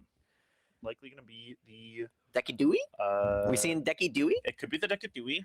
It could be the more traditional Ogrepon Meganium box. Let me believe that it's Decky Dewey. I played Decidueye last hoping. week, and it was something. It was I'm fun. kind of hoping to see the Decadewey. Yeah, I'm a fan Decidueye. of the Decadewey. Decidueye was fun. It was interesting. It definitely there were some pieces that were missing in the deck that I was given that needed to be there. I think it needed only one Badoo and then another Petrol to get to stadiums. Mm. But when it was cooking, it was cooking. So, yeah. Now we are just waiting for the timer to go off. I am very much hoping that this is the Decidueye because that would be really, really funny for me. That would be very interesting. It'd to be a see, very yeah. interesting match too, because I think it has a decent matchup into Dragapult due to the fact that you're getting rid of so much energy, but at the same time, Pavilion's squishy, so unsure, Does it unclear. get rid of energy? Yeah, when you so you swing for 270 and then you discard one of your opponent's energy. Oh, Huge, wow. or one of your opponent's active Pokemon's energy. Mm. So, say you're swinging into a Mega Starmie with Legacy energy, they have to discard that energy first before you knock them Before the out. So then knockout you pull into 3. Ah, very interesting. It is Bolt. Hello, Bolt. Oh, it's Raging Bolt. It's Bolt, but he has like 3 grass in his hand. It's a very G block. It's a very G block matchup here. Almost as if nothing has changed. Nothing ever happens, except now we have Pokepad, and Macy has gotten out 2 Dreepies and is probably Pokepadding for what I am going to guess is either a Badoo or a Duskull. Could be either one. The Badoo, previously very potent against Raging Bolt when they were on the engine with the Noctowls. Yes. Being able to hit your opponent turn 2 with an Iono and a Badoo can make it hard for them to find that setup on the following turn, as all of their Ultra Balls would be turned off. They're poor birds Poor birds. that stay flightless. So it looks like we're going to be making the decision. Going to be a Duskull. Duskull Okay. with the Pokepad here. Makes sense. 'Cause I know- Dusclops very good at getting these big basics down below that 200 HP range for Yes. the Phantom Dive. Especially if you just want to be able to toss damage around onto Raging Bolt, boss some things around, you know. Yeah, because that Take first multiple Phantom prizes. Dive, when your opponent has stuff like the Ogrepons on the bench, that first Phantom Dive is really good at sprinkling damage and getting all of them into range. 10 on an Ogrepon here, 10 on a Latios there. But it's that first one that you hit into that survives that 200 that is sometimes the problems. The Dusclops, good at helping fix that. It's just going to be attach pass to the Dreeby with the Psychic Energy. Here's a Terra Orb. It's a card that I don't Interesting typically choice. see usually anymore. But I'm not mad about it, because it is just going to get you out to your Tealmask Ogrepon or And with the Wellspring loss Ogrepon of or whatever. Nest Ball. Yeah, I'm not mad about that. I think that's an okay card to have, especially know, in if the you're- boxes runs Terra so heavily. If you're going to be Nest Balling for your Teal Mask most of the time anyway, might as well run the Terra Orb. Yeah, works out. All right, so yep, it's going to be the Tealmask and a cut to the deck. We are likely probably going to see, in my prediction, a Teal Dance with the 3 energy he has in hand. Yep, draw 1. We're dancing. And just a Pokepad here. Pokepad here, if he has the owls, could go grab that Oop, fan, fan. Rotom. Yep. Then don't know if we're drawing anything else before we use that fan call. Get the deck shuffled. Very well could, We might be going back in. because I didn't see the rest of that hand, so I'm not entirely sure And how. we are going to be going right back in with that fan call. Check the hand first. I decide think what it's we just wanna another grab. Terra Orb, a bunch of Grass Energy, and a Night Stretcher. So I think it's just going to be a bunch of owls. Couple of owls and Yep. the Noctowl. Getting the bench all set up. A more traditional build of Bolt Yes. compared to the sort of teal mask only versions that we've been seeing as of late, relying on Yes. the teal mask and just the power of stuff like the lilies and the meowth to set up all of your options for you. However, lacking the versatility of the Jewel Seeker and the ability to grab item cards. It's going to be an attach for turn to the Ogre Pawn there, and then it's going to pass over to Macy. I think Macy has a. I know that they're going to grab probably. Some more Pokepods. Yeah, Drake Cloak off a Pokepad. I'm trying to think about 3 steps ahead here, but I can't entirely see what's in their hand because I keep forgetting that we have hand cams. Evolving the one without the energy, actually. I don't think I'm mad about that. I think it's fairly Yeah, likely we I see think the that's other fine. one evolve. Yeah, I think if we're evolving this one, we've got to have another. yeah. Or we have the rare For that candy in one. hand. Oh, we could have the rare candy. Macy, option. as I was talking about round 1 with the rare candies and Dragapult nowadays, it is a rare variety, but many others, still personally do like to run it, especially when you're still running Bombpult with the Dusknoir. And with Budew a little bit on the decline, seeing lists like the Heroes Cape to Dunsparce Dragapult that took down the Prague Regional, only running 1 Budew and opting to go first. Yep. So having the option of these rare candies Comes the that Lily's have the Determination. potential to dodge an item lock and offer you a much more aggressive start.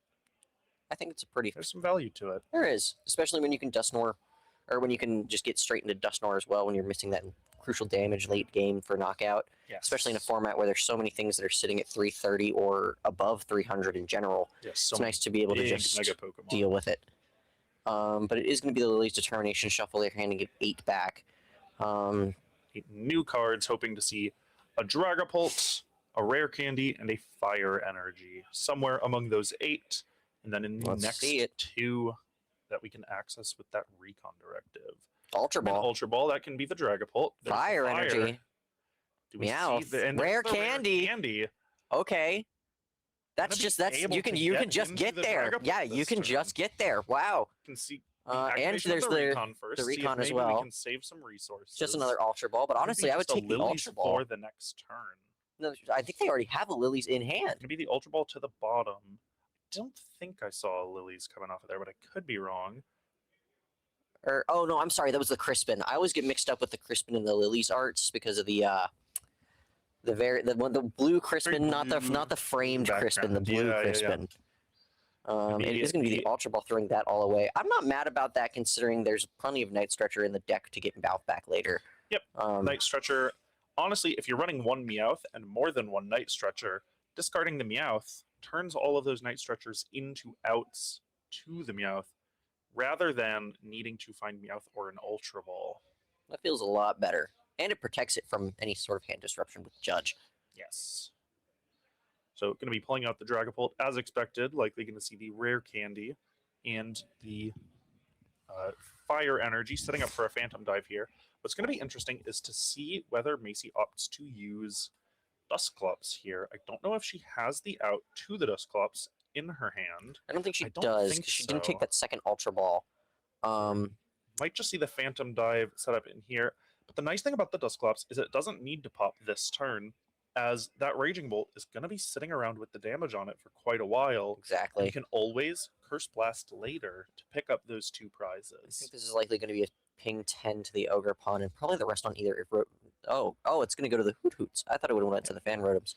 Or just all the rest of it to the Fan Sprinkling Rotom. at least but- 1 on the rest of the bench, setting them up to be able to be picked up by later Phantom Dives with that 60.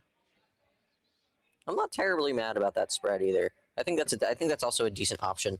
No prizes taken this turn for Macy, but in a very strong position, as finding the knockout for Logan is not as easy as it may seem, with no energy on that Raging Bolt and no other fighting or electric energy in play threatening to be energy switched. He would need the Crispin pretty badly here off of the top deck or some form of Pretty much gonna Noctowl. have to be the Crispin. We do have the Noctowls in hand to go search it out. But even Crispin only gets us 2 energy into play and uses up our hand attach. We're going to need a third one to find the knockout on the Dragapult, which means another Teal Mask Ogre Pawn. Yes. Well, I mean, Logan hasn't Or Teal Dance another for turn. Teal Dance. Yes, I was about to say, on he the hasn't Teal third Dance for one. turn, and he has a Grass Energy in hand as well, so that will get him there, but Yes. it does leave him severely energy deficient for the rest of the game. But honestly, that's not a bad trade given that you're getting rid of that turn 1 Dragapult, but at the same time, Macy does have the Dracloak on bench for the next turn as well to be set up directly into Dragapult. And we but know she has the Crispins in the deck, and I think there's a Night Stretcher in the hand for Meowth. That's what I'm saying. So I think there's a lot of ways Macy can get around this if Logan does decide to take the knockout right now. Now, if that Crispin does come out, at least that does use up the supporter for turn, and with nothing like Counter Catcher remaining in the format, Thank you would for that. force, as it's the supporter for turn, would not allow Macy to take a 4 prize turn by pulling up that Teal Mask if this Dragapult does go down, which it looks like it is going to. Yes. But she will be able to take pings off of the Phantom and the Hoot Hoot if she does so choose so. So it will be able to get some form of return on that or return on the prior investment of the damage on all over the board there. We are going to see the double attach with the Crispin to the Raging Bolt. Accelerating that lightning into play, putting the fighting to hand, though we have a good idea of where it's going. Yes. As it comes down right after onto that Raging Bolt. Onto the Teal Mask. Teal Mask gets gonna you draw that card. That gets you to 350. That is enough to pick up the knockout. Question is it enough to set your board up for the following turn? Because you are dumping every single piece of energy here. It looks like there's the Bellowing Thunder. And Logan, Taking those 5 energy, picking up the knockout on the Dragapult, and securing 2 prize cards for Logan. I don't mind getting rid of that Dragapult super early there because I think that it does slow Macy down quite a bit and forces her to evolve that drag cloak this turn if she wants to be able to have some sort of swing back at the Raging Bolt in order to even up the prize trade. Yep, I think no matter what, you're taking that Dragapult out or you are falling too far behind. We see the Crispin in hand as well as the Night Stretcher for Macy. And there's another Night Stretcher, so hold on. Top, the Night Stretcher able to get back the Dragapult, the Crispin able to set it up. Deciding whether we want the Ultra Ball or another Night Stretcher. Depending on how many cards in hand Macy has here, I might honestly take the Ultra Ball. Because then you could just evolve into Dusknoir and then Ultra Ball could grab or Dusclops, a Dusclops here and maybe pop it on the active Raging Bolt, let you waste a little bit less of that Phantom Dive damage. Exactly. Sending 200 damage into a Pokemon with only 40 HP left does feel like slightly overkill, and you really want to be getting the most out of the damage from your attacks. Since she already does have the Crispin here as well, I don't see why that. I think the Ultra Ball was probably a good call to pull off of that Recon Directive, solely for the fact that you don't need to double Night Stretcher to get that Dragapult and the Meowth out of the discard. This is going to be the Crispin, searching out presumably a Psychic and a Fire Energy to set up this Dracloak. Sorry, was that another Meowth? Does this deck run 2 Meowths? I think it may have been. I think there's 2 Meowths in this deck. Gained a bit of popularity in a lot of these decks because when your deck is built to be able to give you that out of Ultra Ball for Meowth, you don't want to have him hiding over in the prize cards. Exactly. I'd also like to note the energy being prize stamped or play stamped there as well. Not just play stamped. I think it's league stamped. It's good looking energy. Those may be staff stamps, as Macy is another of our local judges. This is true. That's why I bring it up, because they are. I don't think I've ever actually seen those stamps before. But here comes the Dragapult back with the Night Stretcher. Probably going to immediately get put into play there. Yep. Remember to attach that Psychic for turn that she got off of the Crispin. And then Ultra Ball, going to be likely discarding the Monkey Dory, and I have to assume the boss's orders here, as without it, if we discard the Lilies, I knew there was a Lilies in that hand. Fairly slim on the next turn. At least I think it's a Lilies in the hand. It is a Lilies in the hand. Yep. Ooh, okay. That that's a choice. I don't know if I like that choice. I think we might be going for the Pheasantipity here. Draw us a That's couple not more terrible cards. option either. But in that case, I think I would have rather kept the lilies either way here, unless she's already done some prize checking and seen that boss is not particularly an option and they're all in her prizes. In that case, I would keep the boss, but I don't know how I feel about that. I think the plan here might be grabbing. No, it is the grab Dustmore. Dusclops, Or the Dusclops. Excuse me, I always Hoping- mix up the two. hoping that Logan is not able to find the return knockout on the Dragapult here, saying, I don't need the lilies because boss is enough. Popping the Dusclops on the Raging Bolt for 2, and then using Phantom Dive this turn to pick up another 2 off of the bench, going down to 2 prize cards remaining, and saying, if you don't find the knockout, I have boss for your Ogre Pawn. That would work. There's the Curse Blast on the active Raging Bolt there, putting up to 250 and taking the knockout. Giving Logan a prize off of the Curse Blast and 2 prizes for Macy from the knockout. As he promotes the Fan Rotom. Okay, that's fine, because that's just another prize card that you can take off of there. You're already going to be stringing likely at that Hoot Hoot with some of the energy or some of the damage on it anyways. Yep. Could have been going down no matter what, and I do like promoting the Fan Rotom, forcing Macy to take these 2 prize cards by clearing off both of the basics that were set up with 10 damage on them, offering prize cards through the Phantom Dive's damage spread. And unless we have some sort of form of judge or hand disruption here, I think Macy might actually have game in hand off of that turn alone. I think it's going to take a miracle to have for Logan to find the return knockout here. I don't know the line exactly. A Glass Trumpet could be a key piece to find the knockout here. It could be We Glass need Trumpet. a lot, though. We need the Latios to get this Hoot Hoot out of the active. There's the Latios. Going to be retreating into the Raging Bolt. We Also need need the Crispin. the Crispin Glass Trumpet Teal Dance is 5 energy to get the knockout. Here's the Knock Towel. Hold on. If there's a grass in hand and a fighting and an electric in the deck to be pulled out with that Crispin, we see the Glass Trumpet there. Logan pausing a little bit as he thumbs over it. Might be finding the line here. If he can find the 5 energy, Because there is a fighting energy. I can see that in there. there's It the is gonna be Glass, the Glass Trumpet, Trumpet and and an the energy retrieval. Okay, Are we out of Crispin? surely not. There might already be the Crispin in the hand. This energy retrieval might just be what's getting back the energy for us to Teal Dance to This get that is energy true. Oh, into the Crispin play. was in hand. Yep. Okay. Crispin in the hand, going to grab these, and now it's really going to come down to, does Macy have Blood Moon Ursaluna? As Logan's going to be able to take out this Dragapult, and Macy's only attacking option without any energy in play and no evolving attackers is going to be Blood Moon. And I don't think We know I that think she I has was the about to boss. Say, plenty of lists have been running Blood Moon still as well, but I think part of it depends with Bomb Paul, because I'm not sure what the variation has changed off of that.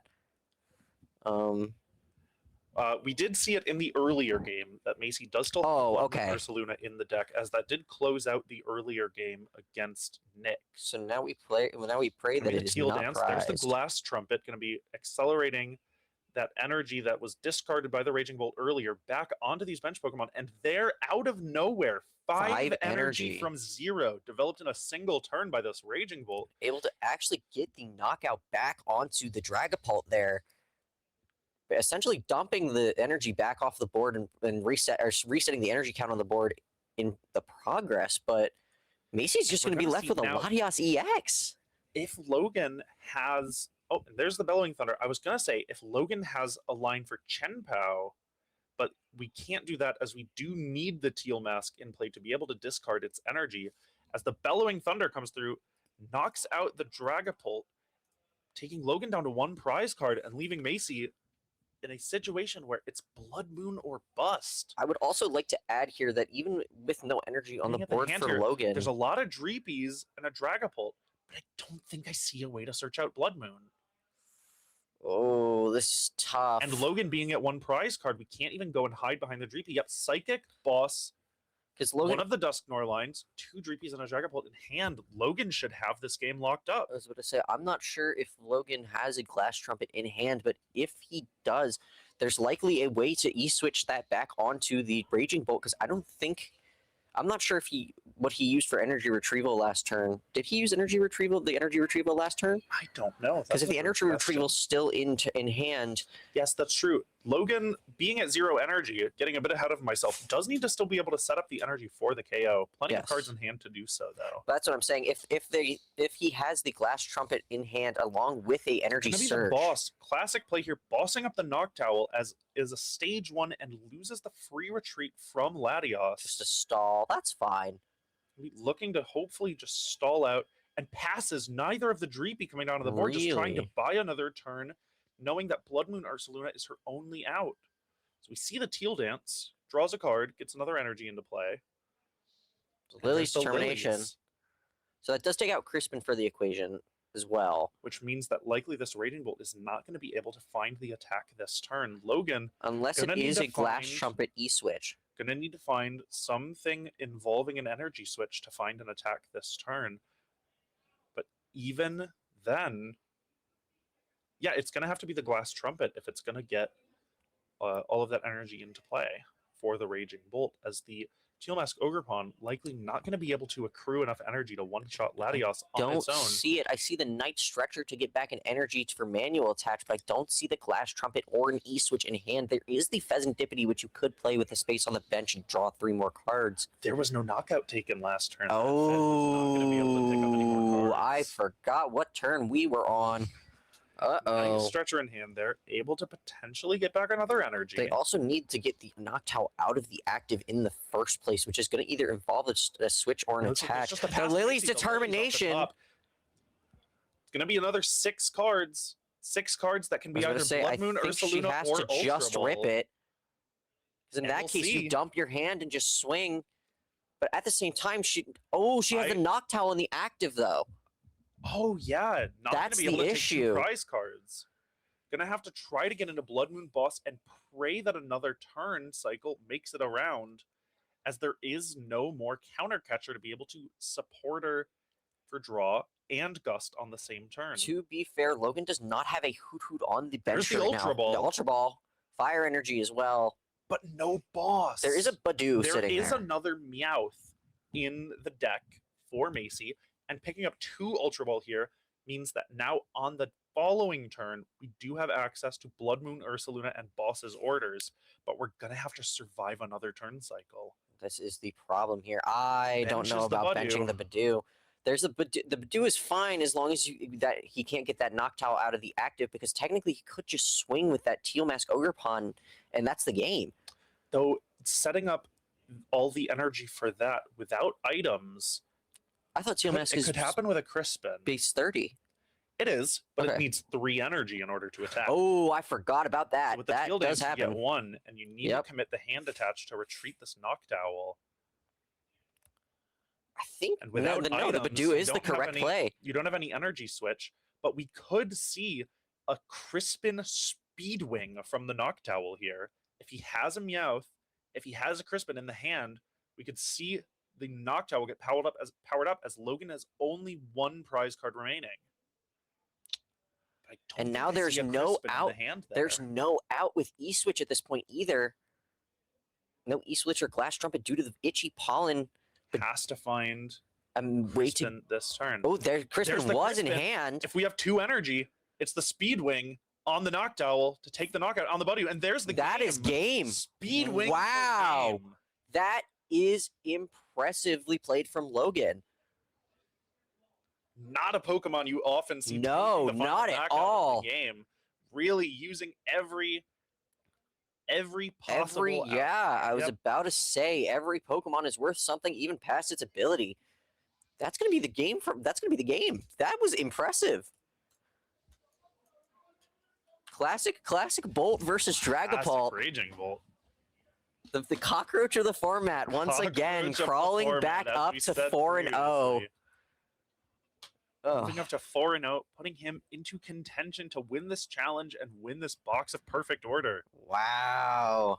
That was a game for sure. I was not that was extremely back and forth with the way the Dragapult was evolved turn 2 and already taking knockouts, getting that damage spread, but Logan was just able to consistently find an out to it every single time. And really smart management of the lines there from Logan, knowing exactly what he needs to search out with the Noctowls to find those knockouts, as well as to minimize his liabilities on the bench, pushing up that fan rotom to get it knocked out by the Phantom Dive, Yes, leaving as few outs as possible for Macy to win that game. that was just genuinely. That was a genuinely very well played game by both sides there.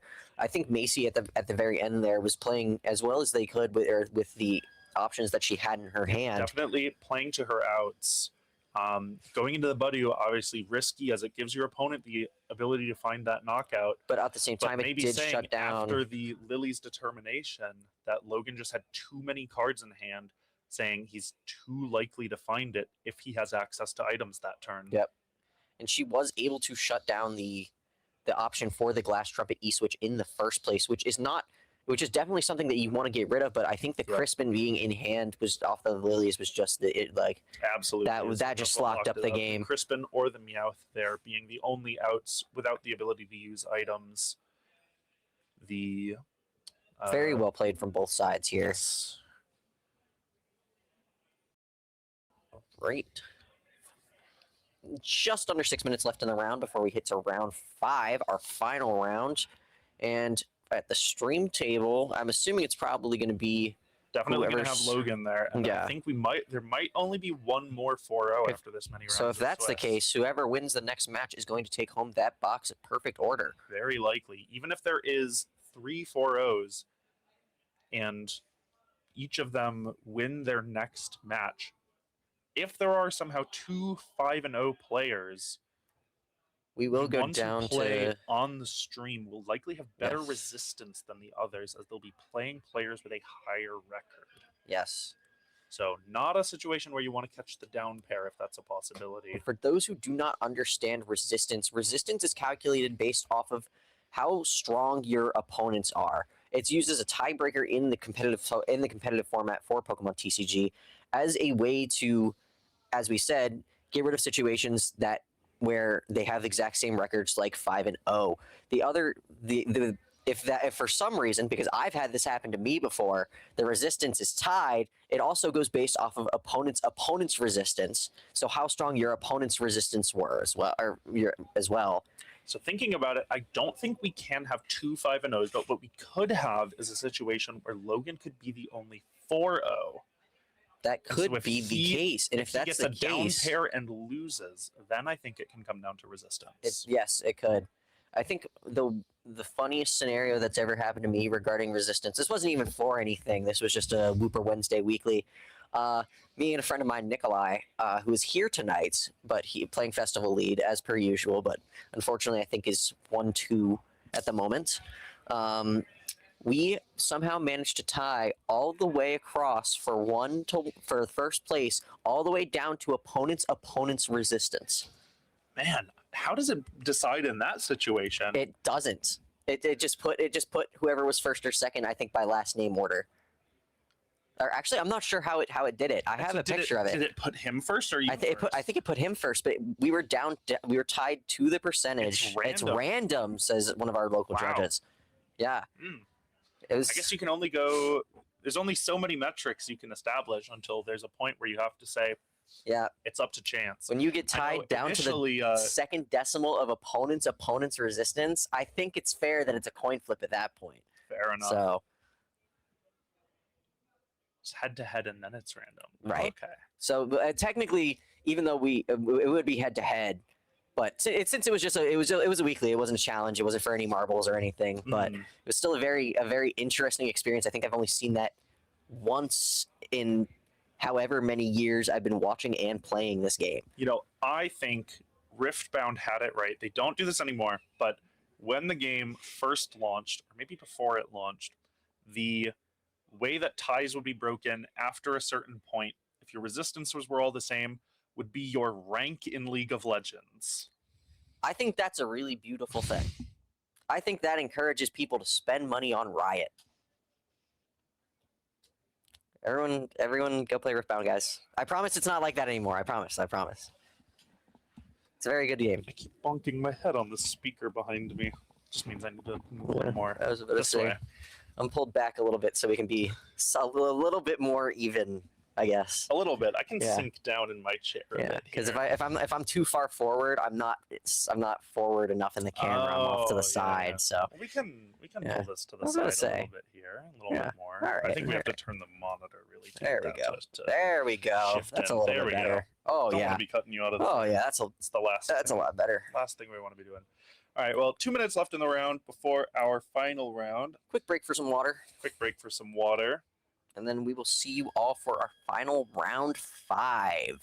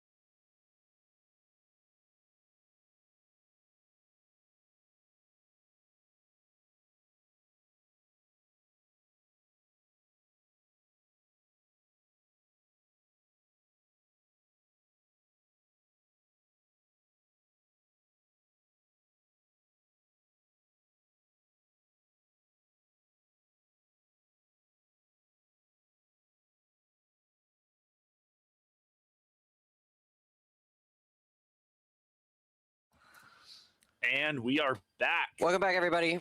We Players have setting up for the final round. The pairings have worked out in an interesting way here.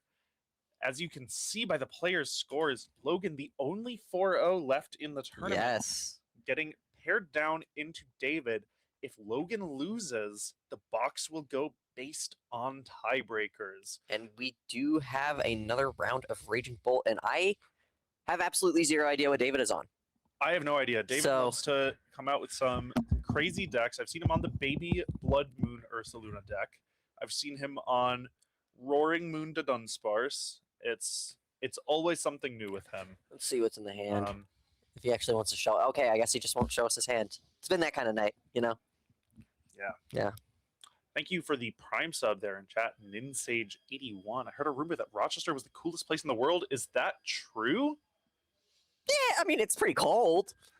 Well, It's pretty cool. in terms of cold, I don't think it's the coldest. It's not the place in the coldest world. place in the world, but it's pretty cool. But It's pretty great up here. if we're talking coolest places in the world, It might just it does have GLG here. I was gonna so say it might kinda, I be might be pretty far up there, you I know. think it gets there.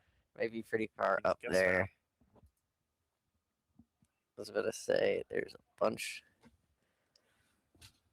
All right, so we're just waiting for timer to start at this point. Both our players are set up, and we are in for another round of Raging Bolt. Excuse me, the cockroach of the format, as per usual. Mhm. I love calling it that because once you said that 2 weeks ago, I've never found something to be more true about this game. And here we go, and it is Marnie's Grim. Grimmsnarl finding its way Okay. up here to the top table. Another deck that really didn't lose any of its primary Pokemon. It lost a to lot of rotation. tools. But yes, it did lose a lot of tools as it was a deck that very heavily relied on that Arvin, Iono, and TM Evolution And as an engine. devolution as And well. Devolution, yes, as a way to get through those big evolved Pokemon. Not something he's going to be encountering from this Raging Bolt. Hello, Snorunt hitting the board, and another Impidimp off of the Buddy Buddy Poffin. I'm assuming that we won't likely see another Mega Frost last year, but you know, could always be in the cards. Double Could be one in Pokepad.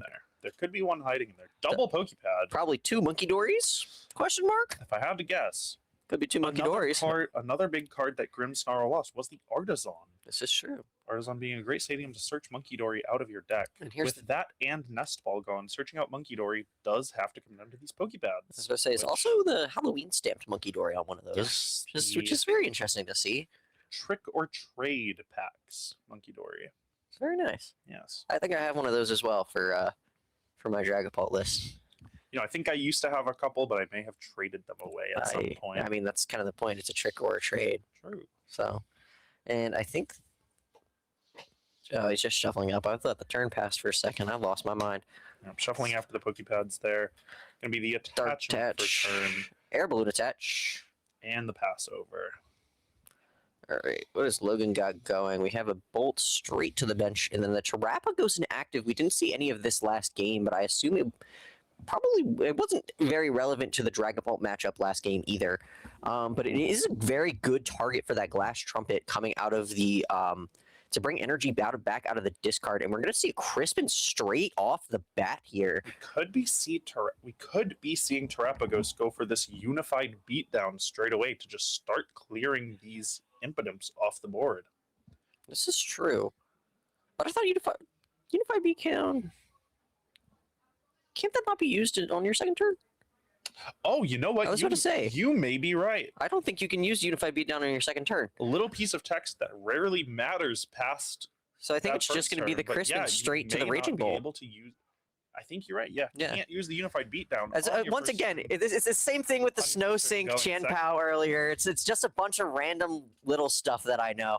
It is going to be the attachment manually to the Terrapagos, and then the pass. It released determination for David, going to see him 8 brand spanking new cards, unless it's the cards that he shuffled back in. Notably, no fan rotom on the first turn for Logan to start getting these Hoot Hoots set up, meaning that fan call ability is now no longer active for the rest of the game. So I'm going to take a peek at his hand. Getting those set up See energy. harder for the rest of the game. See energy. I think it was probably an air balloon, and I'm not quite It's too like a sure. glass trumpet. It is a glass yeah. trumpet as well, and I'm not quite sure what else is in his hand. I'd be a bit surprised to see the air balloon. Oh, no, they were in the air balloon sometimes to get that sticky knock towel out of the Yeah, that adds up. Especially when you have, the knock towel makes it easier to search the air balloon out there. is that in there? What is that? What is that? I can't. Who is that? I can't tell who that is. There's a grass energy. There's a grass energy, but if that was a teal mask, I'm assuming it probably would have been Yeah. played last turn. Attach dark energy to the monkey dory there. Get a buddy puffin, presumably for maybe another snow runt or an impidimp. I think it's likely going to be the snow runt here. Yep, kind of the ideal board that Grimmsnarl wants to be shooting for. 2, 2, and 2. I miss G-Block Grimmsnarl. I don't. It was a bad matchup for my favorite deck. I figured, but I liked playing it back. I wasn't any good at it. Actually, just a pass. Straight back to Logan there. None of the Oh, I'm sorry. That is the Iron Thorn, or not Iron Thorn, Iron Leaves in the. That explains why that thing is not hitting the Little- field. That little sliver of pink Yeah. kind of gives it away. I was gonna say It's that one of explains the- why one that of the thing's not hitting the horns. field, because Iron Leaves can basically move all energy onto itself when it's when it's placed onto the bench. It is able to move into the active and then put any attached energy onto itself. It is going to be a raw retreat with a Terrapagos, discarding a grass and a And burst roar. wow. In the hand. I don't and blame these him. are doing nothing for me. Give me 6 new ones. I was about to say, I don't blame him. That hand wasn't exactly helpful there. And David doesn't seem like he's in a pretty productive position either, considering that neither of his Impidimp have involved and neither has his Snow Run. He doesn't have any damage to throw over to the opposite side of the board. Lacking the Raw Spike attach. Gem. Gonna be, I think the Lily's coming off the top this turn. Raw Otherwise, we attach. likely would have seen it last turn. Attaching to the Impidimp. Well, he did If we don't- Lilies last turn. Oh, did he? I think he did. I thought last turn we just saw the Buddy Buddy and the Past. So there may have been a Lily. No, there was a turn. There was a turn Oh, in okay, between okay. that turn and this turn. I see. Yeah, we're on turn 3, I believe. Because he attached another dark energy to the second monkey dory. Yes. Um, Oh yeah, the Lilies, but that was at the very start of that turn. there. Yes, Yep, yep. I recall now. so We I getting don't 8 new think. cards there for David. Oop, accidentally flipping one up there. Well, that's a petrol. Double check, make sure we're getting the right number of cards. If we don't see a Morgrim or Spikemuth Gem, It's kind of another tough dark there. energy. We could see David start getting filchy with it. Just try I- to draw. It's a filch. There's a It's a filch. We're getting filchy. Round 5, Round 5 getting filch. filchy at the top. Both of the table. both sides of the table here are breaking to some degree, just a tiny little bit. Really struggling to get their engines online. There's the Latias that you were looking for last turn to get that Terrapagos out of the active without discarding the Bolt and the Snow Sink. Chenpao. I don't know how I feel about that.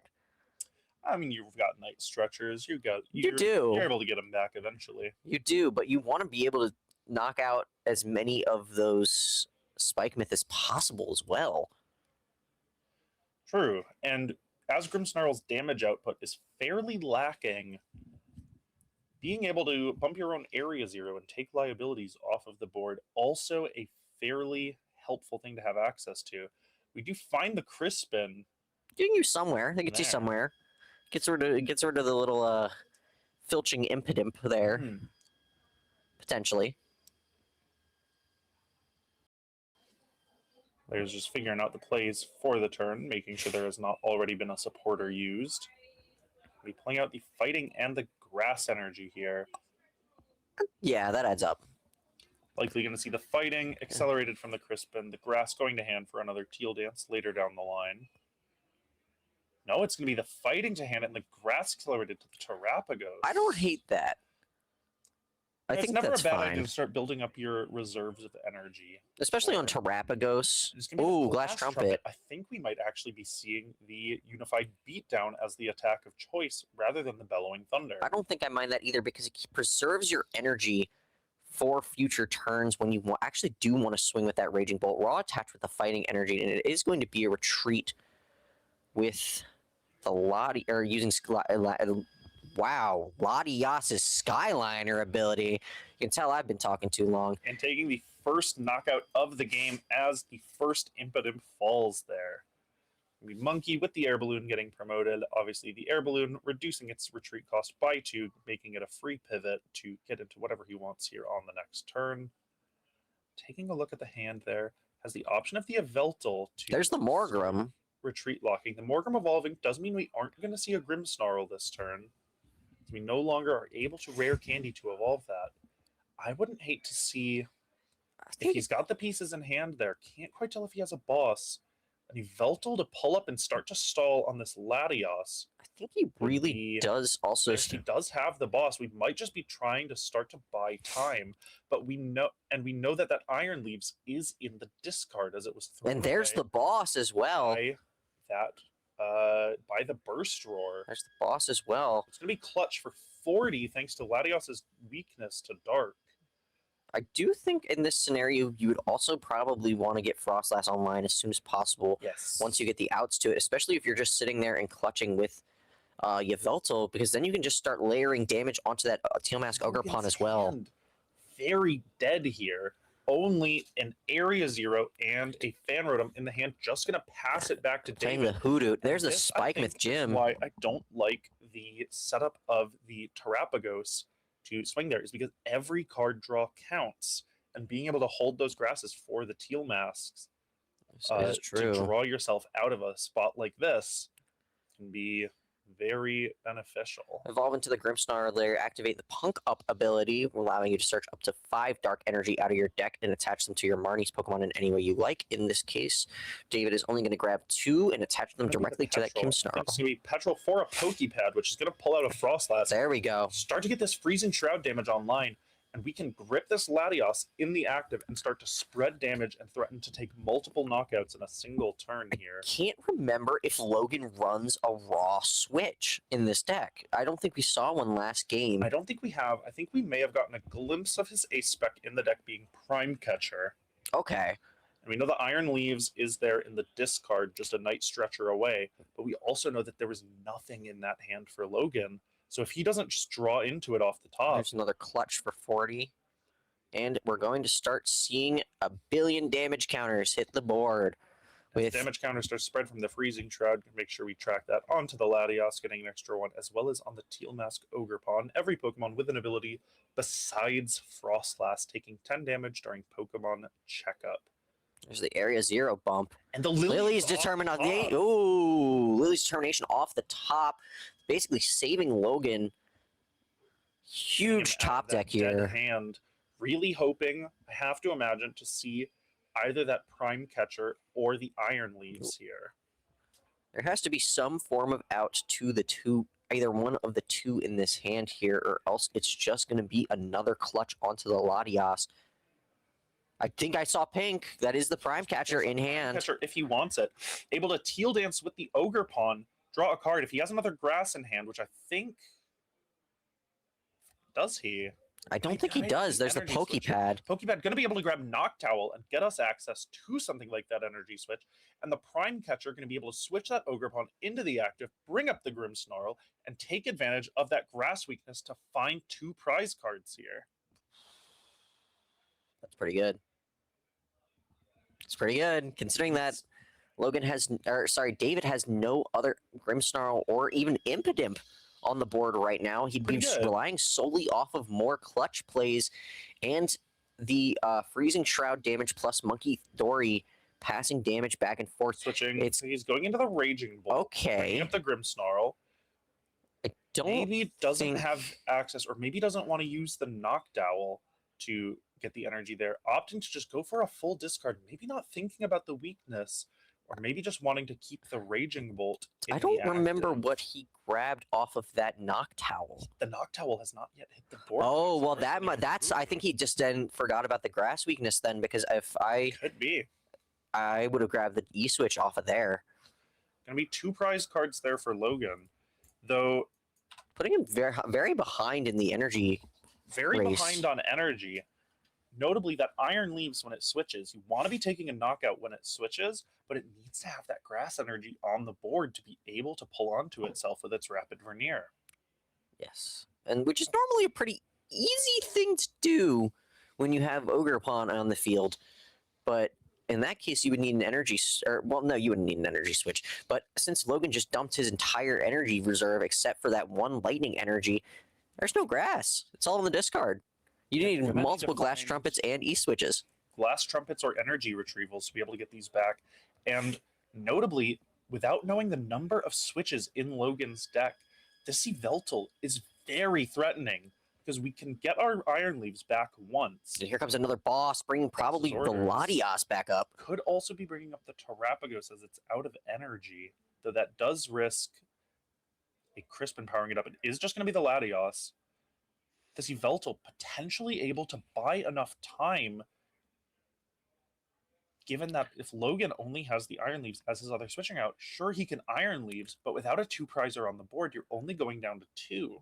And Monkey Dory is going to start swinging damage over to the Raging Bolt here as well. And it is going to be the clutch into the Latias for 40, and then also updating the damage counters from the Freezing Shroud effect as well.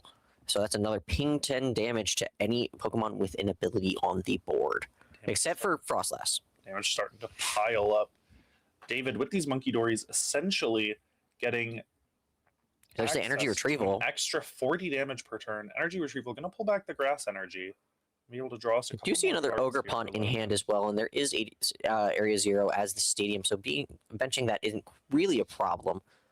Gonna Teal Dance for 2. Looking for some route back out to that Iron Leaves there.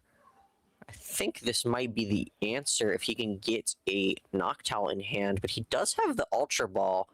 But does he Another want to onto the get bench. rid of... And notably also, He just has a Night Stretcher in hand. I our just Night don't... Stretchers are yeah. also going to be fairly cramped this game, as we did have to discard that Chen Pao. And Chen Pao is a way that you can start to get back your Iron Leaves, because once it's on the board, it'll get stuck as another thing gets pulled up to the active and starts to get retreat locked. So he used if the you Night have Stretcher space for with the... area 0, you can bump the 0, get the Iron Leaves to the discard, get it back with a Stretcher, put down a new area 0, and then switch yourself out again. But with both the Iron Leaves and the Chen Pao being in the discard, we might not have enough Night Stretchers to make that work multiple times. I also think we're seeing the line, and Logan's not here because he did use that Night Stretcher that he had in hand while there was energy on the board to get back the fighting energy for the Raging Bolt instead of the Iron Leaves.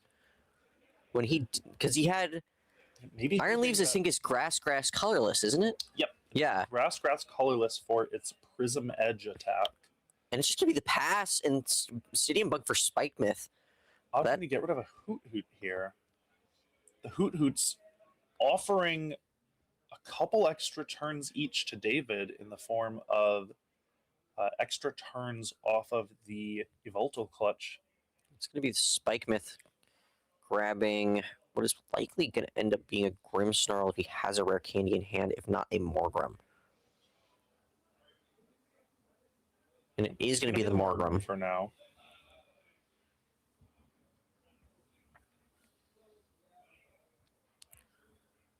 Trying to figure out where Logan's position sits in this, because there's not much that he can do if David just sits there and keeps clutching and building up his board, because you're just building up damage on the other side to Logan's board with the Monkey Dories and the Freezing Shroud. It could be a type of situation where Logan wants to get himself to a board where every Pokemon is able to attack. Thus, Yveltal has no safe targets to clutch, but that might take long enough that David's able to piece together a multi-prize turn with the Yveltal and threaten to take 4, if not 6 prize cards in a single turn. And David now grabbing the boss's orders off of the Petrel, so he has that in hand next turn unless Logan has some form of hand disruption. Well, I think looking at the Latias might have too much damage on it now to clutch it again, so this might be the boss on the Hoot to bring it up and start buying extra turns there. That's true. You got to remember the Latias is going to also be taking the damage from the Freezing Shroud, in addition to the 40 every turn from the Yveltal's weakness boosted clutch. And then the Monkey Door is going to move damage over to both the Ogre Pawn and the Raging Bolt here. And it's just going to be a clutch. Don't know if that's knockout. I don't think it is, because I don't think it had 200 damage on it, or anywhere close to, and it now has 200 damage. 200 damage after the Freezing Shroud. I think here we start to see David's plan. It's going to die to the Freezing Shroud between turns, actually. Okay. That's a better position for Logan. Or opening up a better position, rather, for Logan. David is going to go down to 4 prize cards. Yep. 2 prize cards taken there for David, threatening. Can't quite tell how much damage is on that Raging Bolt, but as the Ogre Pawns are immune to the bench damage from Shadow Bullet from a Grimmsnarl due to them being Terra Pokemon and thus unable to take damage while on the bench, might be trying to set up to Shadow Bullet an Ogre Pawn and use that 30 to pick up the final KO on a Raging Bolt. That seems like the line there. That would secure you 4 prize cards in a turn. You know who else is liable to Shadow Bullet now that it's evolved? That Noctowl as well, without any way of removing the stadium unless you were to add it, or even without having some way of discarding it off of the bench now that the Snowsink Qian Pao, and I think we've gone through quite a few Area Zeros at this point as well. There's not really a way to take that off of the board, and that thing's only sitting at 110 HP if I remember correctly. So that's going to rack up damage as well over time, and it's going to be the boss into the Morgrim and then bring up the Yveltal again. Going down to 2 prize cards for Logan. It's a tight game, especially when Logan was in a position where this didn't seem winnable at all. But now we know that David has the boss in hand. At least I think we saw that taken previously. Here comes another Frostlass, upping that damage to in between turns to 20 instead of 10 on every Pokemon with an ability except for Frostlass. Because Frostlass only likes Frostlass. Have we seen the Wellspring Ogre Pawn in Logan's deck? Do we know if that's available as an I don't think it's in there. I haven't seen any water energy. And it's going to be the boss for the Terrapagos, which I think is a good decision there because even if you do stop clutching, the Latias is gone.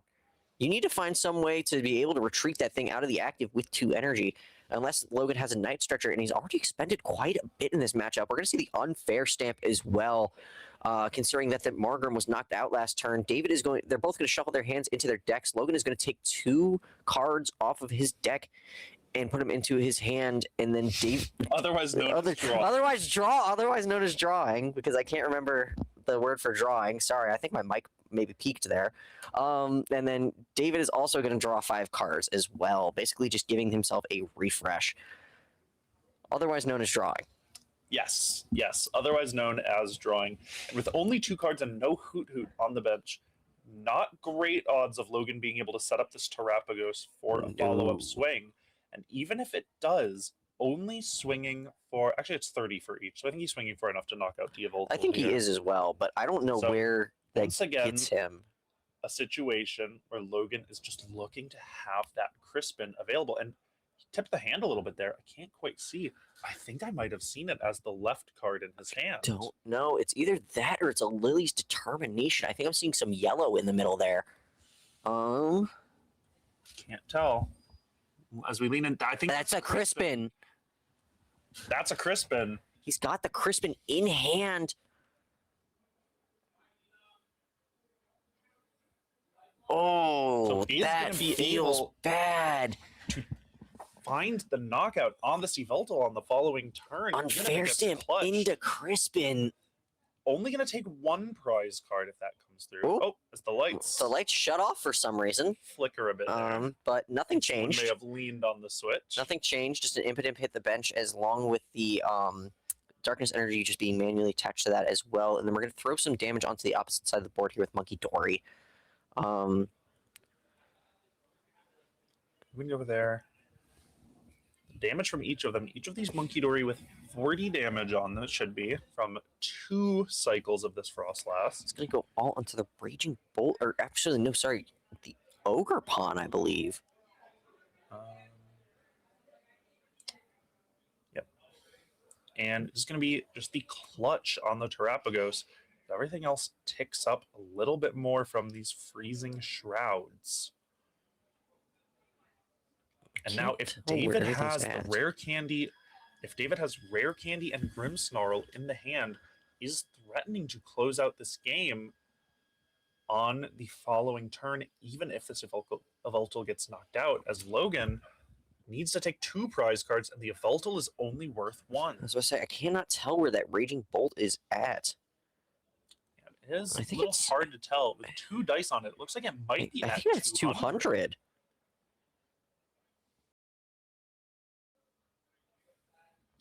There's the Crispin coming in. Actually, gonna be the depending on how knockout. low the other stuff is there. Might be able to just find it with Monkey Dory and That's what I'm Frostlass saying. spread, as the Evoltal is going to go down, putting Logan down to his final prize card. Think David the- really not with another attacking option if he doesn't have this rare candy. Has the Spike Myth, so we know he has access to the Grimmsnarl. Question is there a candy in the hand?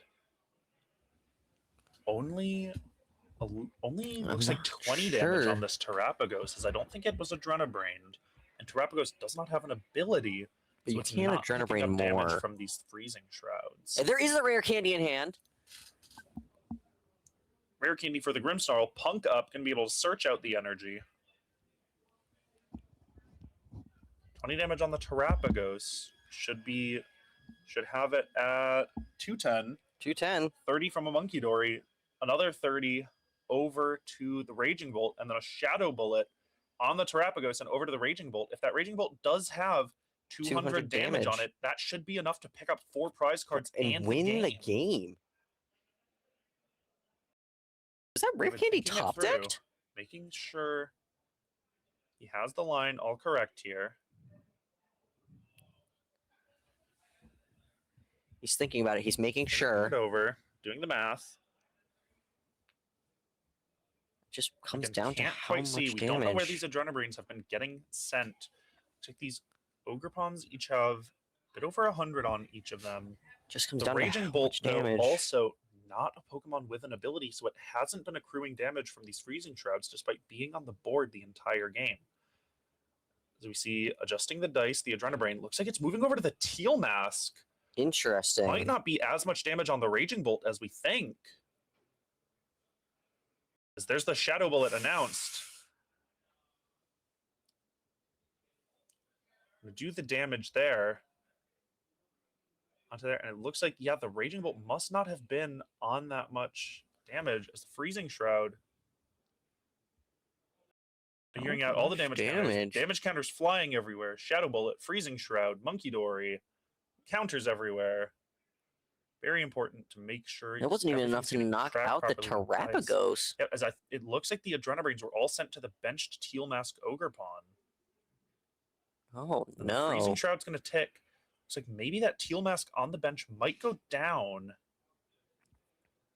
Not quite sure, as it can't take the Shadow Bullet damage. The Noctowl is going to go out, which is going to go down. get him down one more prize card. It's just a matter of how much like damage. If they draw on 5, 150, 180. I think just a retreat into the Ogrepon and a swing should close up the game for Logan here. It's just a matter if Logan sees As it or with- not. Gonna grab the Latios. Yup. Terrapagos with enough energy to retreat anyway. Also can just go into the Raging Bolt and go for a big Bellowing Thunder, discarding all of the energy here. Taking the knockout and the and game 5-0 to win the challenge and the box. The cockroach of the format. On the Raging Bolt, getting it done. Navigating that tricky retreat lock. Earning himself an entire box of perfect order and 15 whole challenge points on your quest to Ace Trainer for the season. Very well played by both players here. Congratulations to Logan for winning the challenge this week. Because there is no other 5-0. Everyone else is some variation of 4X and 3X. So, congratulations. Now, there are some other prizes, as we said, for the other players, for the runner-ups. Runners up, I think, rather, is the correct plural of that. Runners up. I think it's second and third. The podium. The podium, for essentially. The podium. Yeah. An ETB and some booster bundles going to, I think, the remainder of the top 4. Yes. As well as those highly sought-after championship points for these players chasing that Ace Trainer threshold. All right. So to say, I don't know if they're going to want to... I don't want to pressure anyone into ripping boxes on stream. And it's also 10 o'clock at night. And ripping a box does take a fair bit of time. This is true. Just depends on what they want to do. Either way, thank you all for coming out. It has been a pleasure having you for all 5 rounds of GLG this week at our challenge. Whooper Wednesday, as per usual. We will I'll at least probably see you next week. I don't know what Jake's doing. Oh, I'll be here. Okay, so we'll be back next week with more of this, more of this nonsense until I inevitably get shipped back to Maryland. So Or until you find a co-op in Rochester to stay here. this is true. I mean, I graduate, so Yeah. yeah. I don't know where I'm Sorry, not a doing. co-op, a job. Yes, a job, Like job, like an adult, a big boy A job. big boy job. Yeah, they don't pay me, and that's okay. I'm okay with that. We get paid in packs. We do get paid in packs. We do get paid in packs, and by love from our lovely store owner Ben. Yes, whatever that's worth. Yes, I don't know how much that's worth, but I think that's worth something. Up for debate. Yeah, that's up for debate. I've also like to notice. I'm really noticing it now as I'm moving around that I'm probably destroying the bitrate on the stream with this Yeah. tie. It might be. This is like pretty bad. Anyways, No tie for me. yeah, Did try my best to find one. yeah. We tried to get a little snazz classy. up for the stream. Could Yeah, not find the right one this morning.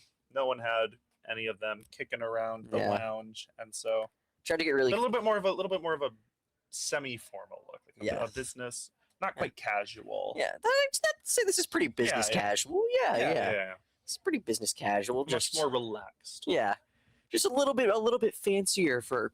Excuse me, our challenge for this quarter, or I don't know. Cups are quarterly. Yep. Challenges are monthly.